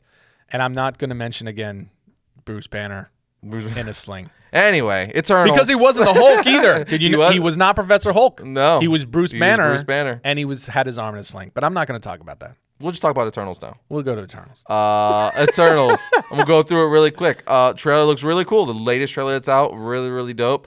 Freaking the Celestial. Or Celestials, we see it in the trailer. Dude, that Celestial they show in the trailer is the most Jack Kirby thing I've ever seen since Jack Kirby. Yeah. It's like, I think you said before. Without a question. It's more Jack Kirby than Jack Kirby. It looks ripped right out of the books. You couldn't have done that any closer. So good on Marvel for sticking very close to Kirby's design. Because, I mean, you can't, that's an iconic design. You can't improve on that. It's amazing.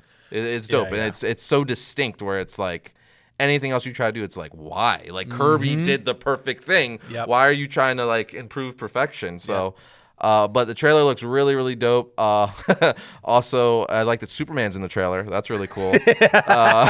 He's got yellow heat vision now, though, for some reason. Marvel's Man of Steel. Dude, it's like Icarus, is what I'm referring to, the guy who has the laser vision or the energy beams coming out of his eyes. But it's so Man of Steel. It's like, clearly you're like, oh, Zack Snyder was on to something. I did like Superman and Henry Cavill. Let's do that a little bit. Like, even when they're freaking at the end of the trailer, when they're holding Icarus' head down and he's blasting the freaking beams, tell me that's not like Zod and Henry Cavill. It absolutely felt very I was like, dude, Man of Steel, that is so Man of Steel Superman. But awesome nonetheless. Awesome. Like, clearly, there's some DC love on people working on Marvel films.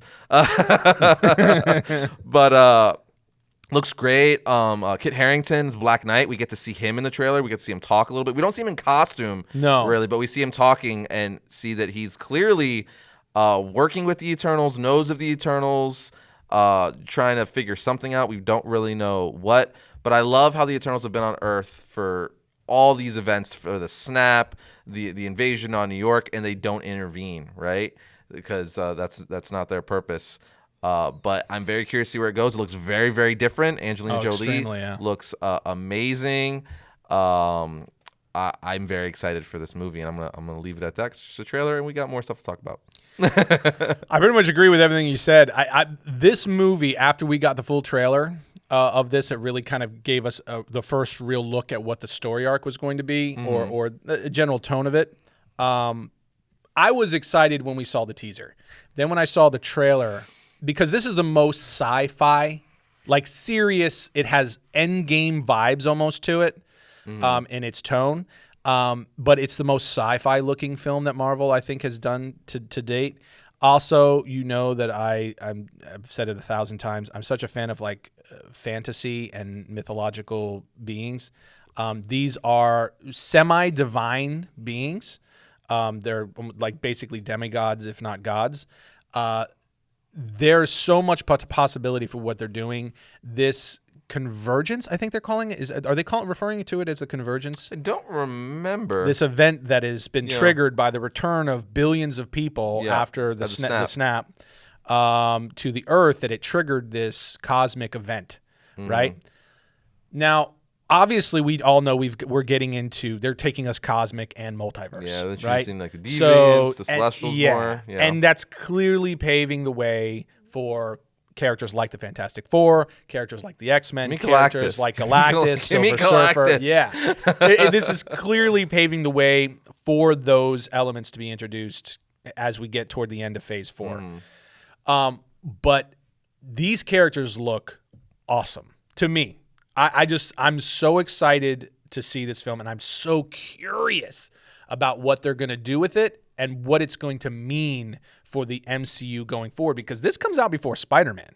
Oh yeah, Spider-Man's that's the big hoorah this year. They're like, it all leads to Spider-Man. And we'll get more into that here in a second. But I mean, you're talking about the emergence of literal godlike heroes on the Earth. So a bunch of different Thors. Years. That's what I'm saying. They've been in hiding. Yeah. Basically, they've just been quietly behind the scenes, helping man where they can under the understanding and the condition that they cannot intervene in the course of man. Yeah. That was dictated to them by the Celestials. Until now. That this cosmic event is unraveling. And Ajax says to Icarus in the trailer, he says, "How much time do we have?" And she says 3 days, I believe it is. And you're talking about big stuff, right? Because we've talked about, okay, after Infinity War, the Infinity Saga, you were wondering like, okay, where's all this going to go? How are you going to reintroduce serious danger to the Earth again after this just happened? Well, now we know. So it's got to be this. And then, of course, as we roll into Spider-Man, we're going to learn a lot more about how they're breaking out the multiverse and how the events of Loki are going to, affect everything. And of course, Kang the Conqueror. But overall, absolutely freaking love the trailer. It looks so different, so unique. And all in all, it looks like they're being relatively true to Jack Kirby's vision, which is with the deviants and everything. Super, super exciting. We're of course going to do a crap ton of episodes around the Eternals when that's getting released, including to wrap up our villains month in October. We're going to do an origin of the deviants, who are they, and all that kind of stuff. So you guys can keep an eye out for that. But I'm excited about this movie. This one has me really intrigued. Yeah, it definitely has me intrigued. It's very, very different, and I can't wait to see it because it's all coming to a head with Spider-Man No Way Home. We got our first trailer after a month. I feel like people have been asking for this trailer since the beginning of 2021. It broke the freaking internet. I was like, give me the trailer. It's like the movie comes out in December. Like we're like 3-4 months away, and we still don't have a teaser for it. We were waiting for so long that people took matters into their own hands, hacked Marvel, and it got leaked. Hydra was just like, Hydra was like, that's it. They're taking too long. But this trailer, this is one of those trailers that actually made my mouth drop at the end. Like, we are so spoiled with superhero movies and just fiction stuff in general these days, and I love it all. It's true. But we have so much of it, you have to hit that next level for me to get like the goosebumps or the mouth drop now. Where it's like I still think things are amazing and awesome, but like to get to me to be like, like that kind of moment, you have to do something really crazy and unique. And this trailer really did that. Well, first and foremost, I'm a little biased in the sense where Spider-Man's my favorite Marvel hero, and he's my second superhero overall. So I'm just more hyped for Spider-Man than most other characters. But, the trailer is really good. It sets up, Peter Parker and stuff, but it all goes to the end, right? I'll jump to the end because that's the best part for me, at least. So we got I think for everyone, is what we're all waiting for. Is where you hear Green Goblin's laugh from the Sam Raimi movies, and then ultimately Doc Ock from the Sam Raimi movies, where it's like, "Hello, Peter," and it's just like, "Oh my!" I'm still God. Not sure if that's the Vulture, if that's Michael Keaton's the Vulture talking, or if that is in fact William Dafoe's Green Goblin. I know we see the Green Goblin's Well, which voice? The Hello Peter? Yeah, no, the Be Careful What You Wish For. That's Doctor Strange. Actually, it's Benedict Cumberbatch. Is it really? It is because he's. Did they confirm that? Yes, and when you listen to it, you could hear it's him. It's I'll have to go back and listen again. Because he's the one who does the wish and stuff too. Anyway, Yeah. But yeah, it's Doctor Strange narrating. But again, freaking Sam Raimi verse, Tim. We got the Sam Raimi verse. Because I grew up. Those are the first superhero movies I watched. You got like obviously before that the Tim Burton Batman stuff and all those good stuff and even the Reeves movies. But as far as Marvel goes, Spider-Man, dude. Yeah. The Sam Raimi Spider-Man stuff. Yeah. I remember watching all the stuff on like Entertainment Tonight where it was like a big deal. Getting the action figures at Toys R Us with my parents. Like I was like between 12, 13 when those movies were starting to hit. So young. Yeah, so I was in the right age group where that was like, this is the most amazing thing in the world. So it really hit like that nostalgia button for me. I'm like, oh my God, like the superhero Spider-Man movies of my past are now converging with the ones of my present. This is the best thing ever. And hopefully, rumors are true and we get the Andrew Garfield Spider-Man in here. We get Tobey Maguire Spider-Man in here. We get certainly looks like it. Jamie Foxx Electro, Lizard, like I want it, all of it now. That's just we've been saying this for years and I've definitely been preaching it on the DC side of things, what they're obviously doing now with Flash, but it's like you have all this stuff. You have a multiverse. Just do it. Just tie it all together. And you get everyone at that point. And now Marvel's doing it too. It's so good. And then the one thing which the internet's like talking about as well is like, is that Doctor Strange? Is that the real Doctor Strange? Because that's the big question. After Endgame and telling Tony like, look, you don't want to mess with this stuff. Like you do all this stuff. There's only like you got one shot out of like 10 million to get it right. Like that's not a thing. Would the real Doctor Strange be so quick to literally reset something for just Peter so people don't know his identity? He's going to risk all the timelines and everything they just fixed in Endgame just so people don't know who's Spider-Man, who Peter Parker is anymore. And even his behavior in the trailer. Is the sweatpants and stuff like that? Yeah, even just kind of like this playful, goofy dynamic. Is he Mephisto? That's the question. That's my question. Is this a scroll? Is it a scroll? Could be a scroll. Is this going to, because we know that Doctor Strange and the Multiverse of Madness is going to tie directly into WandaVision. Wanda is actually in the film, which means that gap in between there, something's going on. Something based on the end of what we see in WandaVision, where we see her in the mountain, at what everyone thinks is Wundagore Mountain. Right, that's Wonder. That's the I love that speculation. name, Wundagore Mountain. Yeah, it's a pretty funny name. That's the speculation, and so you're what's the character's name? Agatha Harkness tells her you don't know what you've just unleashed. Yes. So now the question becomes: has something been unleashed? And of course, whatever that would be, Doctor Strange would be one of the first people that would A, know it, and B, would go to battle it. Right? Because as a Sorcerer Supreme, that's his job. So you have to wonder, has Doctor Strange was he somehow defeated? Has he been taken prisoner, or has he been possessed in some way? Is it Mephisto, or is it Chthon maybe? I think it would be fun if it is. This is one of my theories. If it's Doctor Strange Supreme from the What If universe. What if it's just an alternate version? That would be interesting. Because Wanda has like opened up everything and stuff. So what if an evil version of Doctor Strange is trapped or gotten rid of the normal Doctor Strange, and now we have Doctor Strange interesting. Supreme. The multiverse is open. You get an evil version of him. Because even in the trailer, the part we see like he's morphing the trains and stuff like that, and Spider-Man is jumping back and forth on the trains as if he's combating Doctor Strange. Not like they're working together.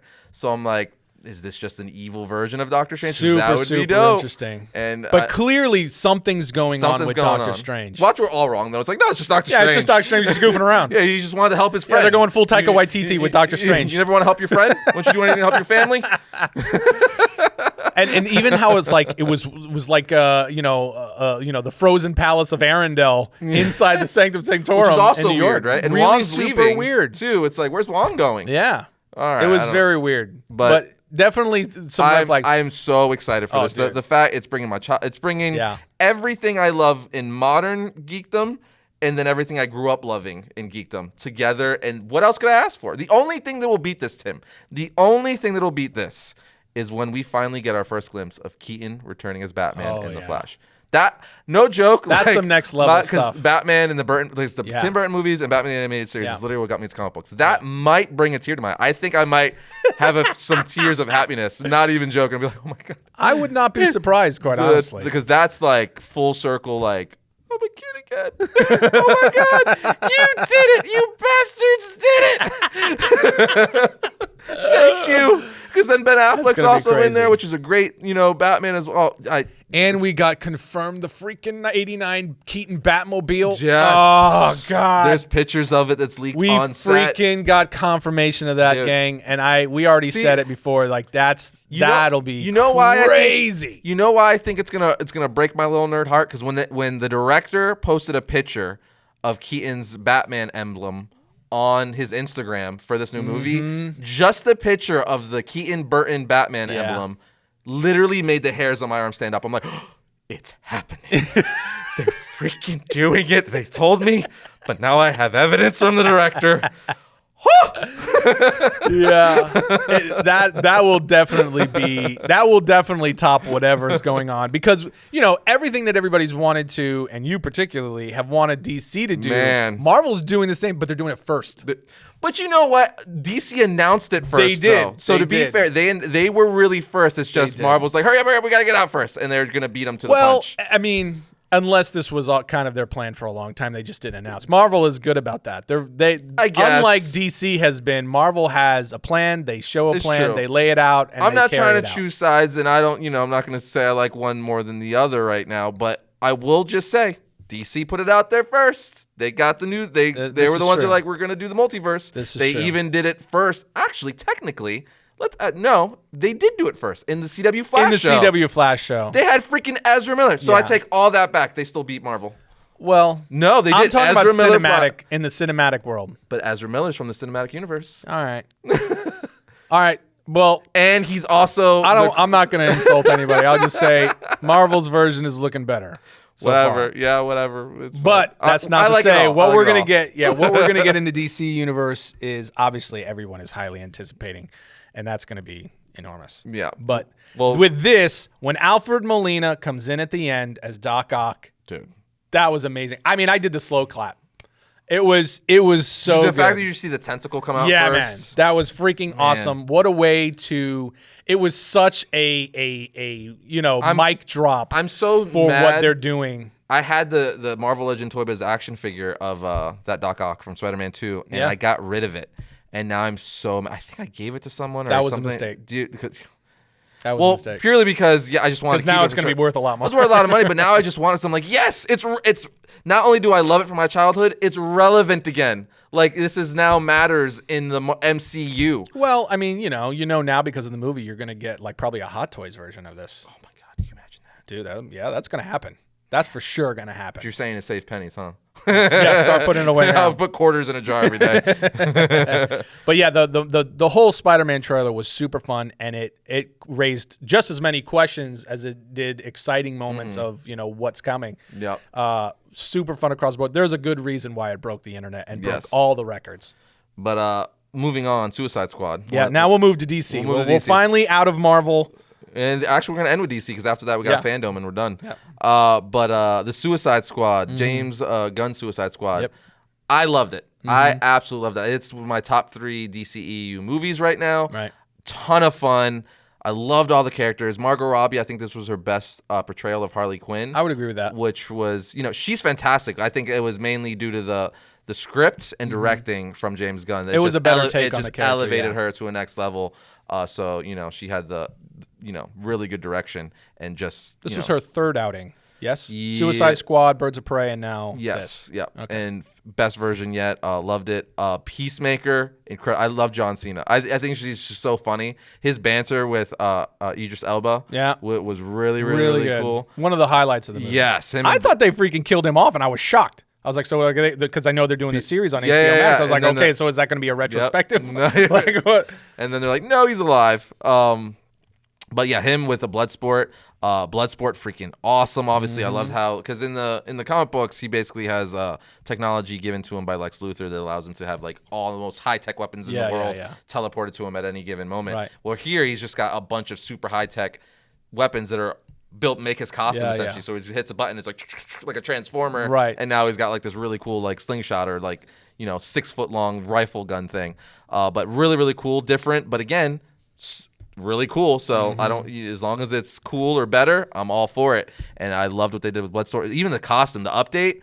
Dude, how it's a xenomorph inspired. Did you know that? Oh yeah, you can tell. You can tell. Yeah. So like it was heavily inspired from the xenomorph head, which awesome. To me, it's one of the coolest. He looked awesome. One of the coolest costume, especially helmet designs Yeah. I've seen in fiction in general in a really really long time. Especially since it pays homage again to like the xenomorphs from the Alien franchise, which we all love so much.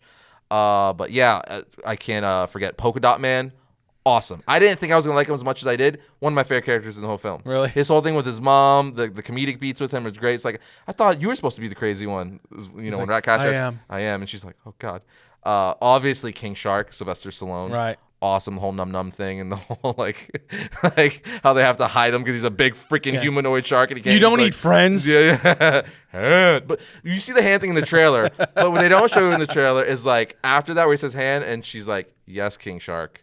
It's your hand. He looks at Amanda Waller like, yeah, nailed it. Like, got it. Boom, drop the mic. Like, he's just like, yeah, I just did that. But overall, really enjoyed the film. Loved the Starro bit. It was actually kind of creepy for me, too, I thought. Like, when you see all the people with the Starro things on their face, the drones. Yeah. For me, I was like, that's kind of off-putting. You have a giant eyeball thing stuck to your face. Yeah. Like, that would kind of suck, huh? Which is, again, it's kind of like an homage to, like, the face huggers, right? Oh, sure, yeah. So you have, like, alien kind of Like stuff all over this film. Exactly that. But I mean, it was straight out of the Justice League. Oh, yeah. The Which original. I think that was so good because this is the Justice League's first villain. It's the reason why they formed Exactly the Brave and right, the Bold. yeah. So I'm like, I can't believe we're seeing this. It's And wild. we're seeing it like proper. Like James Gunn didn't Yeah. change it, make it more cool or No. realistic or modern. It's like He's a giant it's starfish. a giant pink and blue starfish with an eyeball at the center. Yeah. And he's trying to take over the world. Yeah. Loved it. Well, kind of. Yeah. He was an alien and he was being experimented on. Yeah, well, and now he's there was getting his like revenge. Yeah, he's getting his revenge, and which was really cool too. That the whole thing, how they captured him. You see him zip tied into like a space shuttle. Yeah. And it's like, oh, you did this to yourself. You didn't. It's just, I loved it. I could ramble on about it, but I loved it. Yeah, I know. You and I landed on like kind of different ends, and I don't know if it was the mood I was in when I saw the film or whatever. You know about me that I am not. I mean, I guess I can. If a movie is going to be just simple and shiny and, just lots of special effects and action, I can go turn my brain off. I know there's not going to be much story. It's just going to be a fun movie. I guess I just wasn't ready for the level of that this was going to be. For me, it had some really fun moments. It had some really cool scenes. But it was too simple and kind of gratuitous. Just like everybody dies. It's just like, The way they did it, I thought was crazy because literally they kill everyone, almost everyone off in the beginning. Within the first 5 minutes of the film, like the original Suicide Squad just gets obliterated. Took me by other surprise. than Harley Quinn. I was like, oh wow, Yeah. okay. I mean, Captain Boomerang dead. I mean, you go down the line. Okay, can we talk about? I'm still upset. Out of every death in that movie, that's the one that upsets me the most because Jai Courtney won. Great as the character, the whole banter he had on the way there to the island and stuff, where he's like a dog mate. What kind of dog looks like that? Like the whole weasel. thing. And like just how hard it's like, oh, boomer, that kind of stuff. But like, not only that, going back to the thing again, Captain Boomerang is one of the most crucial and popular villains for the Flash. Like he's part of the Rogues and everything. Like it's the equivalent of Not anymore. It's the equivalent of them killing off like Mr. Freeze. Like that's such a big character. It's like you just killed him. Yep. And not only that, Jai Courtney did an awesome portrayal as the character. The only thing I'm hoping is like, okay, well, we got Flashpoint coming up. So is that going to bring him back? Or did they let him kill off a character that massive to the Flash franchise because they could bring him back with Flashpoint? Yeah, I don't know. Maybe. Man, Possibly. It's so the sad opening that of we this won't be able to film get to see him was again. It was just like, I guess, and this kind of was the vibe for me throughout the entire film, was that it just, and that's why I say gratuitous. It just felt like James Gunn just got presented the opportunity to play with a bunch of toys, and it was like a kid playing with his action figures in his room by himself. And he was just clanging things together and throwing his action figures around. You're saying that, and I'm like, that sounds amazing. Yeah, that's fine, and that can be fun and stuff like that. And it wasn't that this was like a poorly made movie by any stretch of the imagination. It was obviously James Gunn is a very capable director and writer and stuff like that. Just for me, it was way too simplistic. The overall storyline, there almost wasn't one. It was just a really simple story. The story arcs of the characters were very stereotypical, very simplistic. And even the whole thing with what's his name? I'm drawing a blank. Peacemaker. No, not Peacemaker. The freaking man, King Shark. No, Bloodsport. Bloodsport. Idris Elba. Thank you. That's what I'm trying to. Idris Elba's version of Bloodsport. He was probably my favorite character of the film. For sure. Obviously, he was one of the leads. His relationship with Peacemaker and how they went back and forth, and then their eventual face-off and how he wound up taking him out.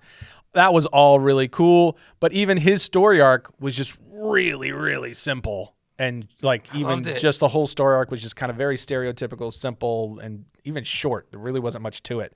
Harley Quinn, I agree with you, best outing so far, but also that was just really kind of just simple, and she just was there, and she just killed a bunch of things. And crazy. I just think, for me, it was just way too simplistic. It really didn't add anything for me to the DC cinematic universe. It just things happen. And some of it was funny and some of it was fun, but it just felt gratuitous and overly simplistic. And it just was like, and had I known going in, just turn your brain off and just know you're just going to just see a bunch of action and explosions. Well, James Gunn said don't get attached to any of the characters. Oh, dude, this was full Game of Thrones, Red Wedding level. The entire movie. They freaking killed Rick Flag. Yeah, Rick Flag dies. It's crazy. Everybody dies in this freaking movie almost. What a joke. And then dies. Yeah. and that really bummed me out because I thought he was a great Rick Flag. He was a great Rick Flag. That was another character. Rick Flag is a huge character in DC. And they didn't do squat with him. Certainly in modern comics for the Suicide Squad. Yeah. For sure. Yeah. And they didn't do squat with him. Now they killed him off. He's gone. In this movie, they didn't do anything with him. I was sad about him. It's just a very simplistic story. Sad about him, but I'm still more sad about Captain Boomerang.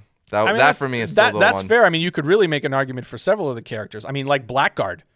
Blackguard. I mean, no, you could kill him. What I'm saying is, you could kill him off. Javelin. It's like, yeah. You can kill him. Yeah, those guys. I'm not saying you can't kill them off, but I'm saying Pete Davidson's Blackguard character was in the movie for legitimately about 4 minutes. It's kind of brilliant though, right? Because I think the whole point of that was to literally what am I in for? To literally disorient the audience and be like, you know what it reminded me of? It reminded me of Deadpool.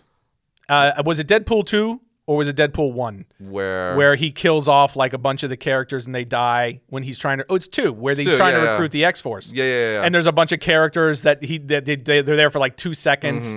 Like Brad Pitt voices the one character and he just died. I think it was the Invisible Man, right? Yeah. And they're dead in 30 seconds. And that's fine, but I just didn't view the Suicide Squad as a Deadpool type storyline.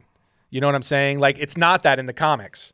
And so this was more Deadpoolish than anything, in my view, which is fine if you know that going in, that this is going to be more like a Deadpool. It's really not to be taken seriously. It's really not going to do a ton to expand, the cinematic universe. Well, I think they definitely needed a new, fresh take. But they pitched this as this is this is a soft reboot of the Suicide Squad. It's going to directly tie into the DC cinematic universe, which it does. I mean, they even reference the reason why Bloodsport is in there because he freaking put Superman in the ICU. With what I'm saying is it's very loose. Yeah. Tie-in. Again, and I just don't see with so many characters tied into this. I just don't see how it's going to. I feel like his job this time was to get people back interested into the Suicide Squad because the first one is one of the most most hated films from the DCEU. It's kind of up there with what would you say, BVS and stuff. Actually, it's the first Suicide Squad is thought of as the worst, by generally speaking, in the DCEU. So he had a lot to be like, all right, well, this is going to be different. We need to get you interested again, and then we could go and run. And I really liked what he did with Amanda Waller, too, where she was she was almost the villain. She was the villain. Which is more like the comics. Right, she's no, I don't care. I do whatever I have to by any means necessary to get my mission done. You die. I would say she was maybe a little bit too villainous. She was very villainous for me. But if you're also, I'm sure it was intentional, but if you're reading the current Suicide Squad run, it's kind of... Obviously, James Gunn is more more James Gunny, more it's a little more More comedic, James Gunny, more comedic and stuff like that. Yeah. Or Guardians of the Galaxy a little has that humor in there. But as far as overall how the team works and functions, it's very similar to the current Suicide Squad comic, which I'm thoroughly enjoying, and Peacemaker is obviously in, and Bloodsport, which is by no accident because of the new film. Obviously, but either way, it's a great series. So if you guys aren't reading the new Suicide Squad title, definitely read it. It's really, really good. If you enjoyed this new movie, check out the current series. I think it's only like on issue 7 as of shooting this video or something like that. But it's good. We've been covering it on the channel. So we have actually, I think, 1 or 2 videos on the Suicide Squad. I think just one. Just one. So we're going to continue to cover it as the issues come out, though. So definitely check our variant YouTube channel to check that out. Yeah. But overall, I would say this one, I know for you're a huge fan of it. For me, it had its moments, but overall, it wasn't my cup of tea in terms of the style that they went with. And it was really more just the lack of story for me that bothered me, I guess. And I was very fascinated by the fact that it did not perform well in the box office, especially as compared to the Marvel movies that have come out, including Black Widow, now Shang-Chi. Considering the praise it's getting from critics and audiences. Like, it's been received very well from audience and critics. So it's those who have seen it anyway. So it's really, really strange to me. But anyway, DC Fandome, Tim. Yep. We're going to end on DC Fandome because there's lots of things we know we're getting from them. It's coming October 16th, I believe. October 16th. Yep. This time, it's not only going to be available through their exclusive site. We're going to be able to watch it on YouTube, Twitch, and I believe Facebook. Don't quote me on the Facebook, but I know for sure Twitch and YouTube. So they're expanding in general their reach. Big time, yeah. Because it was their super footprint successful. is going to be much bigger. But the big takeaways off the bat, we're getting our first teaser trailer or look at Black Adam. Yes. We're getting our first, which is huge. We're getting our first look or teaser trailer at the Flash movie, Keaton Batman, Ben Affleck Batman, all that good stuff. We're going to get our first look at Shazam, Fury of the Gods. Yeah. Our first look at Aquaman 2, which I'm very excited for. And then a bunch of other announcements. A new trailer for the Batman and updates on that. Let's be honest. That's what everybody's coming to see. And the Flash, I think. That and the Flash are let me be really fair. I don't want to exaggerate the point. I'm really excited about Black Adam. There's a lot of things that people are coming to see, but I should say the pinnacle, the big ones, is going to be Black Adam, the Flash, and then the Batman, probably in that order. Yes. And is it any surprise that like the two are like very heavily well, one is Batman and then the other one's just like has two Batmen in it. Yeah, no surprise there. And easily as we head into Fandome, because we did cover this last year and it was a blast. So much fun. Which, there's a good reason they're doing it again. Because they did a really good job with it last year and it was really exciting for the fan. I'm repping the Fandome shirt. Oh yeah, look at that. Look at that. Boom. The fans, went nuts. I mean, we had all been cooped up in our houses for months at that point. So we were desperate for any form of escapism. It was so fun. So it made it a ton of fun. But this time they're coming back and they've got even a more killer lineup. It's bigger. It's way bigger. Significantly bigger because a lot of the projects that they only teased last year are now they've been through production. They now have actual trailers. A lot of these are going to be dropping in the next 6 to 8 months. Shazam 2, Fury of the Gods has wrapped. Yeah. And these are movies that are going to be rolling out between the Batman coming in March. You've got Black Adam coming next summer and so on and so on. So we're actually starting to get these movies here coming up soon, including we already got Suicide Squad, which got teased at the last Fandome. So that we've already gotten that one. But we've got these bigger films. When does the Flash drop? What's the release date for the Flash? I don't remember. I believe it's 2022. I think it's late 2022. Probably. But that's the big one. That's that one in the Batman. Because you're thinking, if it's Flashpoint or loosely based on Flashpoint. Oh, yeah. And you got Keaton Batman, you got Ben Affleck Batman, you got apparently an alternate version of Supergirl, I believe. Because I think I heard or read somewhere that it's like an Earth 2 Supergirl or something like that. Looks like it. So they're definitely resetting things after, the Snyderverse, they decided to go in a different direction from the Snyderverse. So this is going to be very, very crucial to the DCEU going without forward. doubt. And because we're also getting behind-the-scenes looks at Aquaman and the Lost Kingdom. Yep. And Shazam, Fury of the Gods. Big. Those are going to play huge roles. And you and I have talked about it 1,000 times.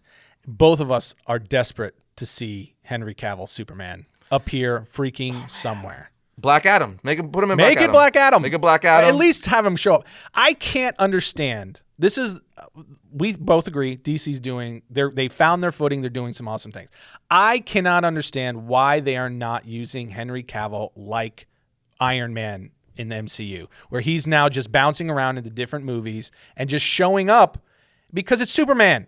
And he can play a role and should be playing a role in all of these different storylines to some degree. Well, him and Batman are the pillar, just like Captain America and Iron Man were the pillar of the Marvel Universe. You should make them your pillars, and those two are always bouncing around. I mean, they're doing it with Batman. We're having a bunch of Batman, but for some reason, I don't know what they have against Henry Cavill. I don't get it. Like, he kicked off the DCEU. Yeah.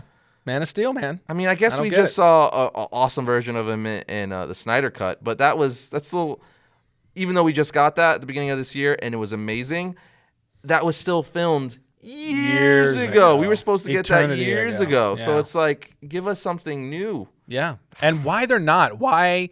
I mean, no issue. Obviously, I think the casting of Supergirl is amazing. I think she looks great. It's going to be probably awesome. But I'm like, okay, cool. But where does Superman come in there? Because again, maybe Henry Cavill isn't going to be young and ripped to shreds, Superman looking. I don't know. He looks like a god to forever. me, Tim. But, he's still a young guy. But that doesn't going to last forever. And they're wasting so much time with the guy who basically is Superman. No, yeah, for sure. This, given the right script. I'm talking about physically. Physically, yeah. As far as his look. But I say physically, like, oh, yeah, he can lift buildings. It's such a darn shame because, like, he's been good in the movies he's been in. I love his portrayal. I mean, Man of Steel is questionable just because of Zack Snyder's decisions with it. I still have some issues there. Sure. But overall, like, if you give this guy an awesome, good Superman script and director, like, he will be the pinnacle Superman. Like, I don't get it. As overall, like, look-wise, demeanor, like, he's Superman. Like, he's Superman. His interpretation of the character is everything you envision Superman would look like and act like in real life. For sure. From the comics. For sure.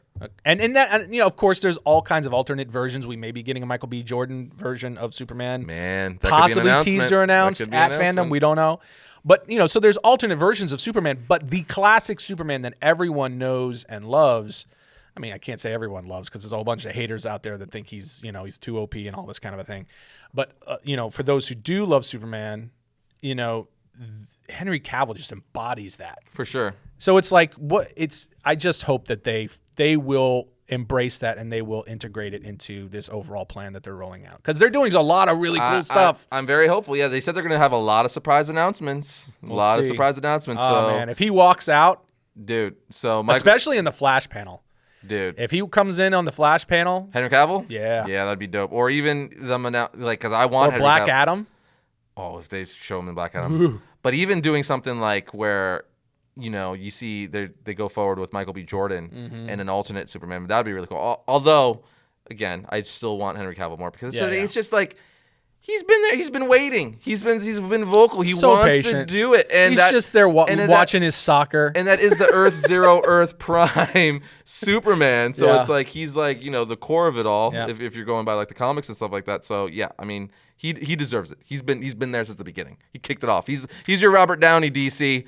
Listen, give him some guys, justice. He's just out there relaxing, getting some soccer and some rugby in. He's being very patient. Give the man his due. Give him his moment. He earned it. Although I guess they've made Ben Affleck kind of the Robert Downey in the sense where he's forming the team and he formed the Justice League. And I'm okay with that. Batman. But Superman, you have the Trinity. You have the Trinity because Gal Gadot is Wonder Woman. She's great as Wonder Woman. You have the Trinity. Why not leverage that, man, while you can? And they're doing a Wonder Woman, Deadpool, and Black Adam movie called Red Notice. So it's like, why not? That's true, actually. Yeah. Oh my God. But seriously, because you didn't dismantle Zack Snyder's characters. You kept Aquaman. You kept Wonder Woman. You know what I'm saying? Even Batfleck is still around, shockingly. I can't even believe that, but that's true. I'm so happy. Yeah, I mean, I'm so curious to see what happens with that in the Flash movie. But you've kept several of the characters that Zack Snyder established. So it's like, okay, if you're going to do that, why not leverage them? I don't know. Why we'll not? see. Well, we gotta wait till October. So we'll see what they're gonna do we'll with see Fandom. what they do. Maybe they're listening to us right now, going, "You guys are dumb. Yeah. You don't know anything." Well, I hope that's true. I remember last Fandom, they broke our brains. We were like, what? Where they confirmed the whole like the Flashpoint thing, and that like Keaton was as showed the concept art because we had spent so much time here on the show just saying, "Do it, DC. It's there. Just do it." There's probably someone listening who works for Warner Brothers or DC who's like, "Hey, just wait a minute, whatever." As long as it works. But I think that brings our not so rapid fire to an end. Yeah, it ended up being not as rapid fire as we originally intended. I think probably no one is surprised. Yeah, we need to have a timer like where it's like 2 minutes each topic, minute each go. Nah. We just say what we want to say, and then they listen or they can skip. You guys like to hear That's us what rant, the time right? code is for. You know what I mean? Go to the parts that you want to hear, and that's why we put it in there. But October 16th, I will say this: in addition to a lot of the Marvel stuff, October 16th.